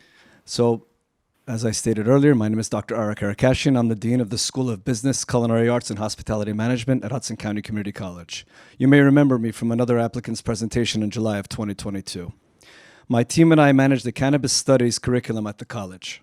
We have created proprietary curriculum which focuses on the frontline employment all the way through the management opportunities within the cannabis industry. Students can earn an associate's degree in business administration, cannabis studies, a certificate in cannabis business management, or a certificate in cannabis business agent. In the summer of 2022, the applicant, Elizabeth Seraphim, approached our institution to engage in a partnership to benefit the community. Elizabeth and her family know the value of a community college education, as several of her family members attended HCCC. Elizabeth has not forgotten that any business can only succeed when it has been embraced by the community that it was meant to serve. For this reason, our conversations for our agreement were simple, as our goals for a collaboration were like-minded. There are several noteworthy components contained in this agreement which benefit both the non-credit continuing education population along with those seeking a college credential. Details of our agreement include workshops, training programs, and hosting of special events, internship and externship opportunities for our students, preferential employment of our graduates, assistance with promoting cannabis programs at HCCC, and $10,000 donation towards a cannabis scholarship fund for the community to assist students in their pursuit of a credential from the college. As the dean, I'm used to working with restaurants and hotels for placement of interns and graduates. Dialogue on internships and employment in the cannabis industry is new to HCCC. For this reason, I truly appreciate Elizabeth's full commitment to our collaboration. Elizabeth has already attended our inaugural HCCC Cannabis Advisory Board meeting in November of 2022, and most recently attended our signing ceremony with LIM College. It was a pleasure to have her join us, as this was the first articulation between a 2-year and 4-year institution for cannabis studies in the United States. We are very pleased that Elizabeth is honoring her end of her agreement. She has supported our programs even without making a single cannabis sale, which I think is very commendable and appreciated. Thank you. Thank you. All right. And just to put it on note, cannabis and food always go well together. Speaking from experience. He's got a homemade pizzeria. No. Anyone else from the public, either for or against this application? Hearing none, seeing. Hearing none. Did you want? Oh, you're just moving so he can get in. All right. Hearing none, seeing none, we'll close that portion. Back to the dais. Oh, I think this application hit all the marks and it was excellently done, and especially on her own and a Jersey City resident. I think that's an application that overwhelmingly should be approved. So That's a motion to approve. Is there a second? I'll second. All right. Roll call. Chairperson Bunny, Yes. Vice Chair Cantorero, Aye. Commissioner Flanagan, Aye. Commissioner Kaplowitz. as a fellow alumni at Rutgers, I vote aye. Thank you. Very Rutgers impressive. alumni, too. Congratulations. Best of luck. Can we take 5 minutes? Yeah, we're going to take a 5-minute break. And thank you. This is not for any particular application, or was it the one prior? It's just a general. Use the mic, please. So he's from Scores Reentry, and I think he's concerned that Let's get you sworn in, and you can put the microphone on. Your Oh, mic is off too, Ron. I'm sorry. Are we okay? Thank you. Please, do you swear affirm the testimony about to give you the truth, the whole truth, and nothing but the truth, so help you God? Yes, sir. Please state your name, Microphone.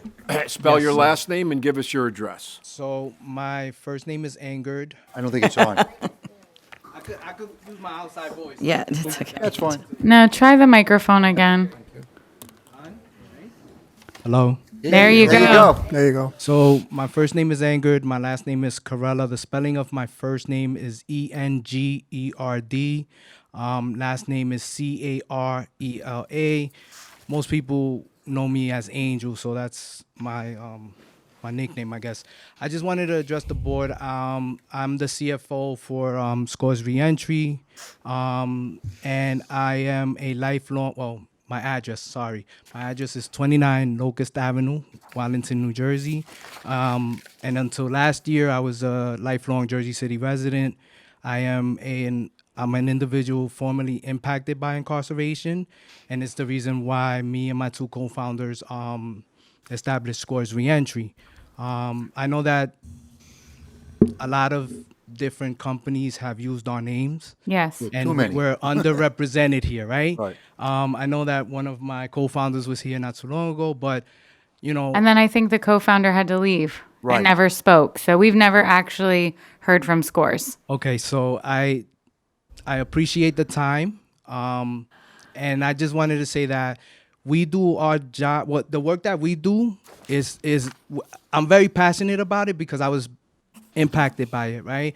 As a Jersey City resident, former Jersey City resident, this is my community. This is my home. This is the people that I fight for, that I advocate for, and that I do the work for.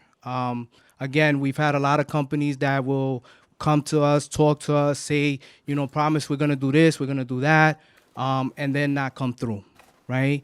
And I just wanted to again address the board because I wanted to have a face to who we are, and just kind of elaborate how we feel about the work that we do. We do work with the entire state. So right now we have several contracts with we have a contract with the Department of Correction, assisting individuals returning home from incarceration. We actually work with individuals that are currently incarcerated and in the process of transitioning.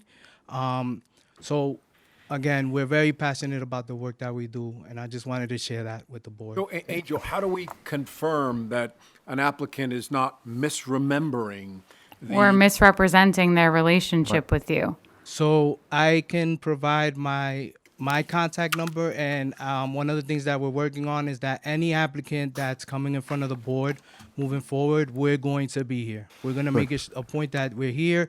I know that we'll provide a letter on our letterhead explaining that they are working with us.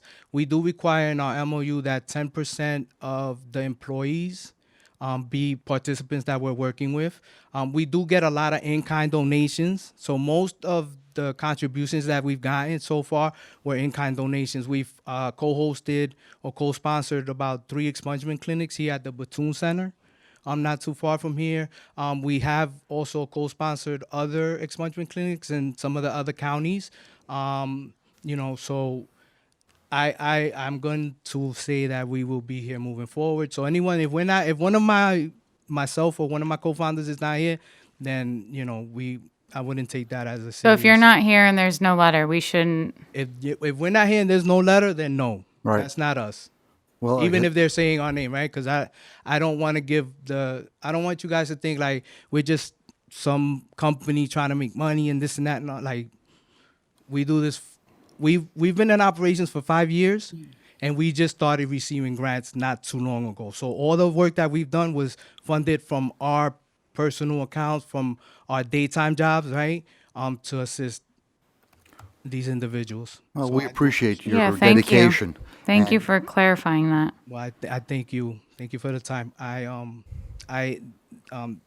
We have been in communication with these individuals that are sitting here right now, and we're working on some things. We do have a Mother's Day tea party that we're hosting for mothers that have returned home recently, and Al Saloon is contributing. So they're going to give us in-kind donations. They're working on some stuff that they're going to donate. So we do. Part of the MOU is a financial responsibility that we ask for, but we prefer the in-kind donations. We prefer the people actually volunteering and helping. Additionally, with our MOU, we request that any dispensary company that their employees contribute 10 hours of volunteer work to any nonprofit that they want to work with. Great. Thank you. Thank That you. was very informative and helpful for us to know going forward. Thank you. All right, with the board's permission, going to call CCB 23-60, Al Taloon. Nice to see you again. Heather, please enter your appearance into the record. And I understand that this really wasn't carried. It's a new application with a new location, and perhaps you can address that situation with the board. Sure. For the record, my name is Heather Coomer, Kumer. I'm an attorney from Coomer and Hopper Law, and I represent Al Taloon.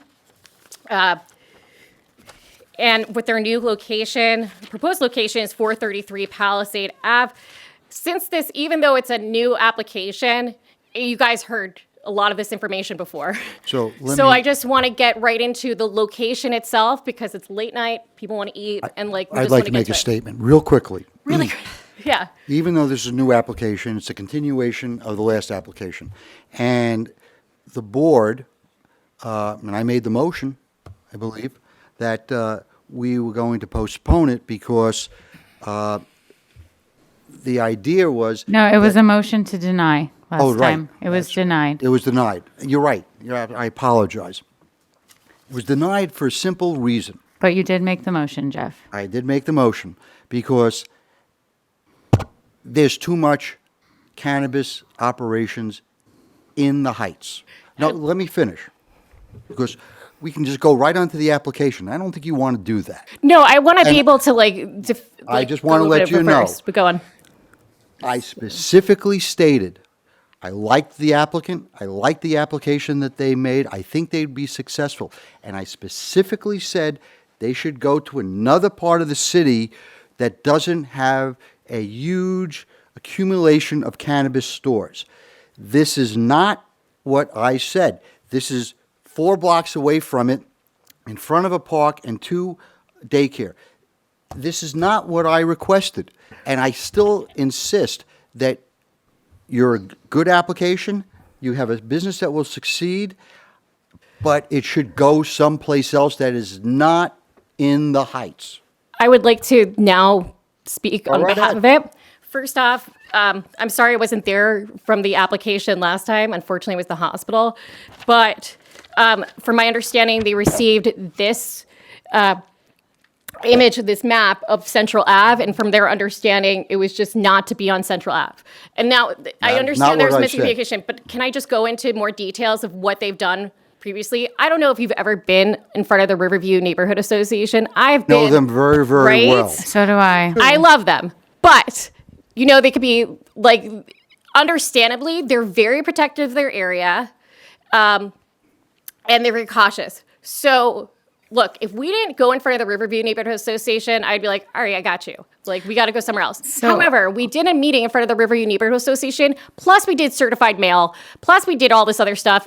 At this point, they spent their money doing the architectural plan. And I know this is not what you wanted, but I would love to have the chance to just explain everything first. But the thing is we explained the last time that we met that the Jeff, Heights can is I just chime in concentrated. okay, so the concern is this. There are 15 in the Heights that have been approved. This is part of why we asked for the pause, because there are too many throughout the city. There are too many in the Heights.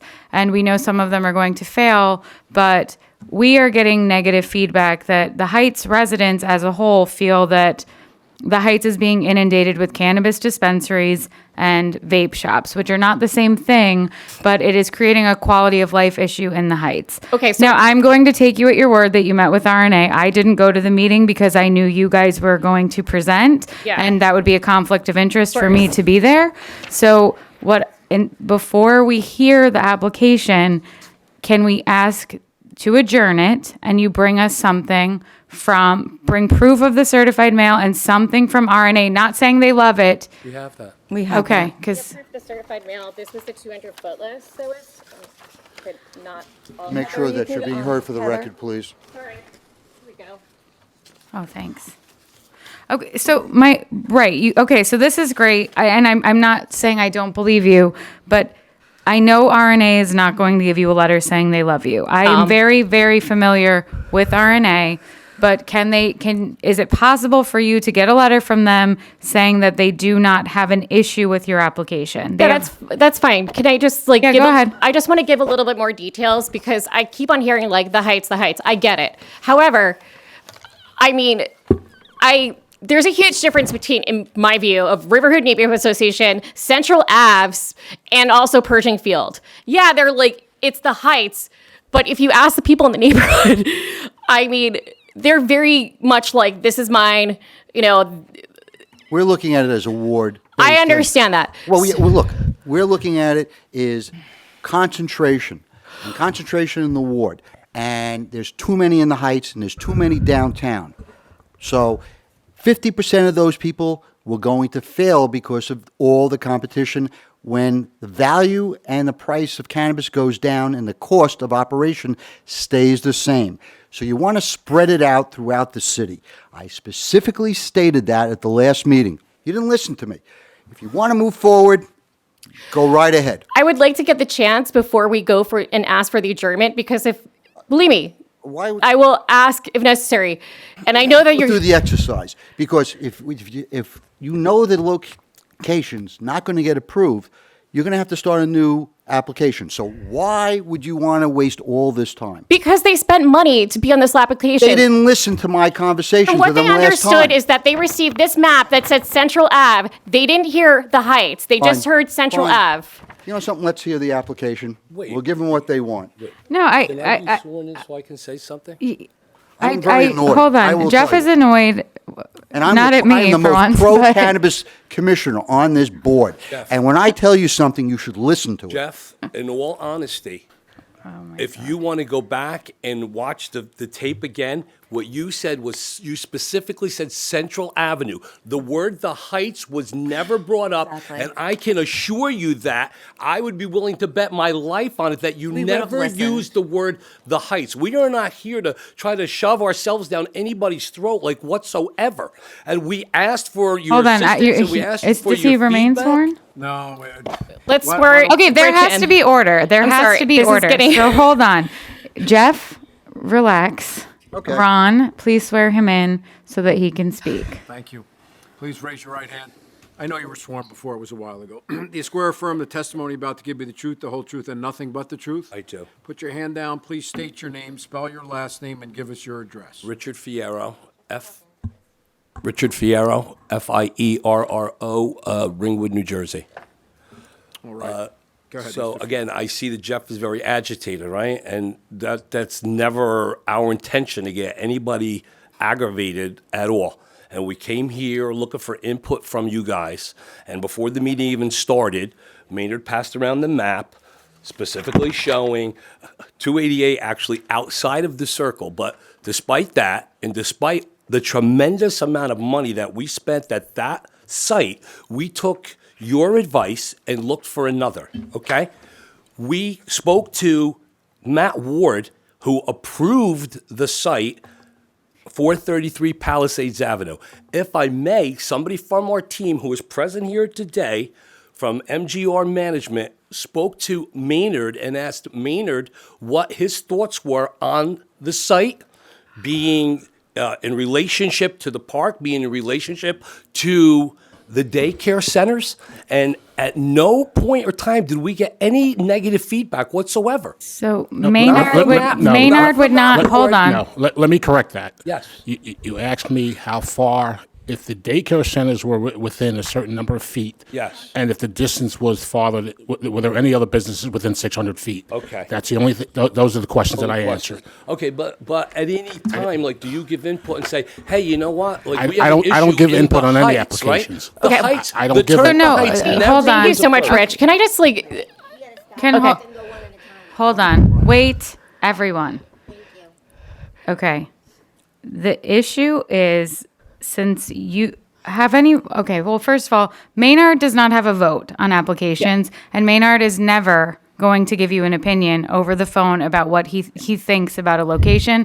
And if you're asking Maynard those questions, that's very inappropriate, because Maynard is the facilitator of these meetings. He's the director of commerce, but he does not have a vote, and he would not sway anyone in any direction, not the board and not an applicant. So please rephrase what you said for the record to correctly reflect that you asked Maynard distance questions, not questions about his opinion. You're correct, but we did speak to Matt Ward specifically Yeah, but about Matt Ward- 433 Right, which Palisades means that it's in the green zone, Right. and that is Matt Ward's job, is to say, yes, it's in the green zone, or no, it's not in the green zone. But this board in particular has a concern right now because there are 15 cannabis dispensaries already approved in the Heights, and I have an issue with the fact that not one cannabis dispensary has opened in the city of Jersey City yet, and we've approved 46 of them. So we know there won't be 15 in the Heights. That's probably not the real number, but we're getting pushback from the community in the Heights. And I hear what you're saying, that you feel there are different neighborhoods in the Heights. No, I was going to say that we actually went across and got a good neighbor agreement with the landlord for the property that owns the daycare. They've been active of reaching out to the daycare system. So it's not like we're not doing anything. The other thing is, like, my issue is, and to be honest with you, this is where confusion is. I feel like it's a he said type of situation. And there's video of this, right? And if there's a factual issue of one person thought they said the Heights, the other person thought they said Central Ave, we can look at that video. And I'm not accusing anything because I haven't watched the video in a long time. So, and I'm sure, it was in February. It's April right now. Things get mistaken. That being said, they did do the due diligence of doing the good neighbor agreement. They went through the parking issue, which I know is extremely important with the neighbor, and not even just RNA, just the heights. We know that parking is an issue. So we went in to discuss that as well. I don't want, if there was a case where it was saying Central Ave, I'm not accusing anything, or there was a confusion, miscommunication, which happens, especially at late nights like this. And, they unfortunately detrimentally relied upon it, gone to a different site. I'm not saying that's the case, but. So, okay, here's what I think. I think Jeff is upset. We're already off to a bad start because it's already become like a contentious conversation. And I do think that we feel you have a good application. I'm not inferring we would approve it, but I do remember from last time we felt it was a strong application, but we had concerns. I don't recall. There's been, I think, 4 meetings since the last time we saw you guys. So we were trying to catch up. So why don't we review, Ron, our attorney, will review the YouTube recording. Ron, I'm sorry. And the transcript. I apologize in advance. And if you guys, like I said, can get a letter from RNA saying that they do not oppose, because I know RNA, I deal with RNA Yeah, no, all the time. I totally agree with you. Especially And then if we could do that, and then in the interim, Maynard, if you could look into or send us, the board, where these other 15 in the map and where they are at in the process so that we can see that. And then, because there is also the argument that there is no pin in the map until they receive council approval. So there can be concurrent applications, but I feel as the chair, I would rather make a motion to adjourn to let us get to a better start. We can put you at the top of the agenda for the next meeting, which is May 8th. Ron will watch the recording. He will advise Jeff of exactly what Jeff said. Yeah. Heather will watch the recording and advise totally you fine. guys. I'm totally fine with that. Totally understand. Look, Palisade Ave, Central Ave, no one wants to be a high concentration. It's not good for even the business owners. I would say it's especially not good for the business owners. What kind of business is that? That being said, it's like reviewing the tape. If there is just a miscommunication, I mean, I don't remember what I said in February. So no, it's like exactly. perfectly understandable. So I think it's a great idea to adjourn it. Let's review the tape. If this is the case that you said the heights, then we'll, pivot. That's what. Well, no, I'm we're not saying figuring. that we won't even hear your application. We will hear it because there can be concurrent applications. Because some people may get denied by the planning board. Some people, I haven't seen it happen personally yet, could get denied by the state.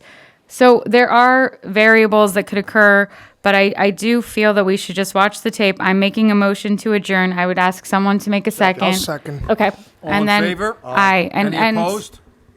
Motion Maynard will make sure you are first on the next agenda. Thank you. And Jeff is in a better mood when we first get here. So that's I totally understand you, Jeff. It's what? 7:49 at night. Early, Heather. This is early. Don't worry. Like at 11:30, all bets are off. Yeah, look, we understand where I understand where you're coming from, and I'm happy that you at least record everything because a lot of municipalities don't do that. So, look, there's a tape to refer to, and to be honest with you, a lot of these approved application. One of the reasons why they're probably not going to open up shop is that there's a lack of funding, and unfortunately, that is the case. That's why we have asked the council for a pause so that we can get our heads and our arms wrapped around what cannabis actually looks like in Jersey City, so we have a better path forward rather than just approving and denying. And we're just trying to of course, let everybody play catch up and get into a better place. So we'll see you guys on May 8th. Yep.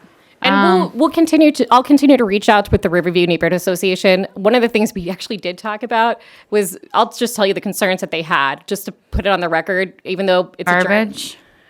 Well, parking, garbage, parking, but smoking in the park. Because that was the first ordinance I worked on, was no smoking in the park, and everybody's smoking in the park. Yeah. So one of the things we're thinking about, we're like, we should put signs up. they're up, and we could put signs up least in the thing and have education. I mean, look, we can't prevent everybody from not smoking or enforcement, but it's something that we're cognitive about. The other thing is, we're like the Riverview Neighborhood Association, they have a lot of things going on, and my client wants to be part of it and become a member, which is great. And look, we have a month to become closer with the Riverview Neighborhood Association. We had a good meeting with them, but not all members there because of the holidays. So, if we can meet them in person, all the better. I'm just happy I'm not, presenting a multi-story building with no affordable housing, so my experiences are much better.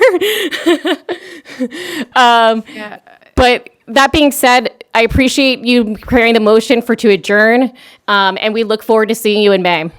Thank you, guys. If I may, we You would may. never, ever take advice from the board and not listen to it. We turned around and we put our boots on the ground, and we found what we thought was a very viable site with no one within 1,000 feet of us. And again, I apologize if there was some kind of misunderstanding, but we were under the impression that we were specifically talking about Central Avenue.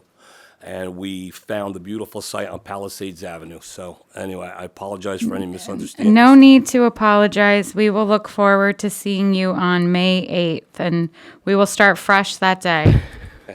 Thank you guys very much. All right, very quickly, Board, if I might, two resolutions. This in the matter of VT 420 LLC. Do I have a motion to memorialize? Motion. And there is a second? Second. All in favor? Aye. Aye. All right, in the matter of Seraph and Sons that you heard this Motion. evening, is there a motion? Second. Stacy made the motion. All right, all in favor? Aye. All right, motion carries. Motion Thank you. to adjourn. Second. Nobody Do you jumps even on need that to, one. do you huh? need to No, second both a Jose and motion? Jeff. I just want to, can we talk? I just want to ask a question Oh, about the. hold on, Jeff. The Okay. pause. When the council, This is when the council pauses the applications, does the clock still tick on the state level Yeah. timeline? Of course. that's a question. So yeah. Maynard had asked that question, which is very astute. So if a conditional license expires. Oh, Heather. If a conditional license expires, they can always apply again.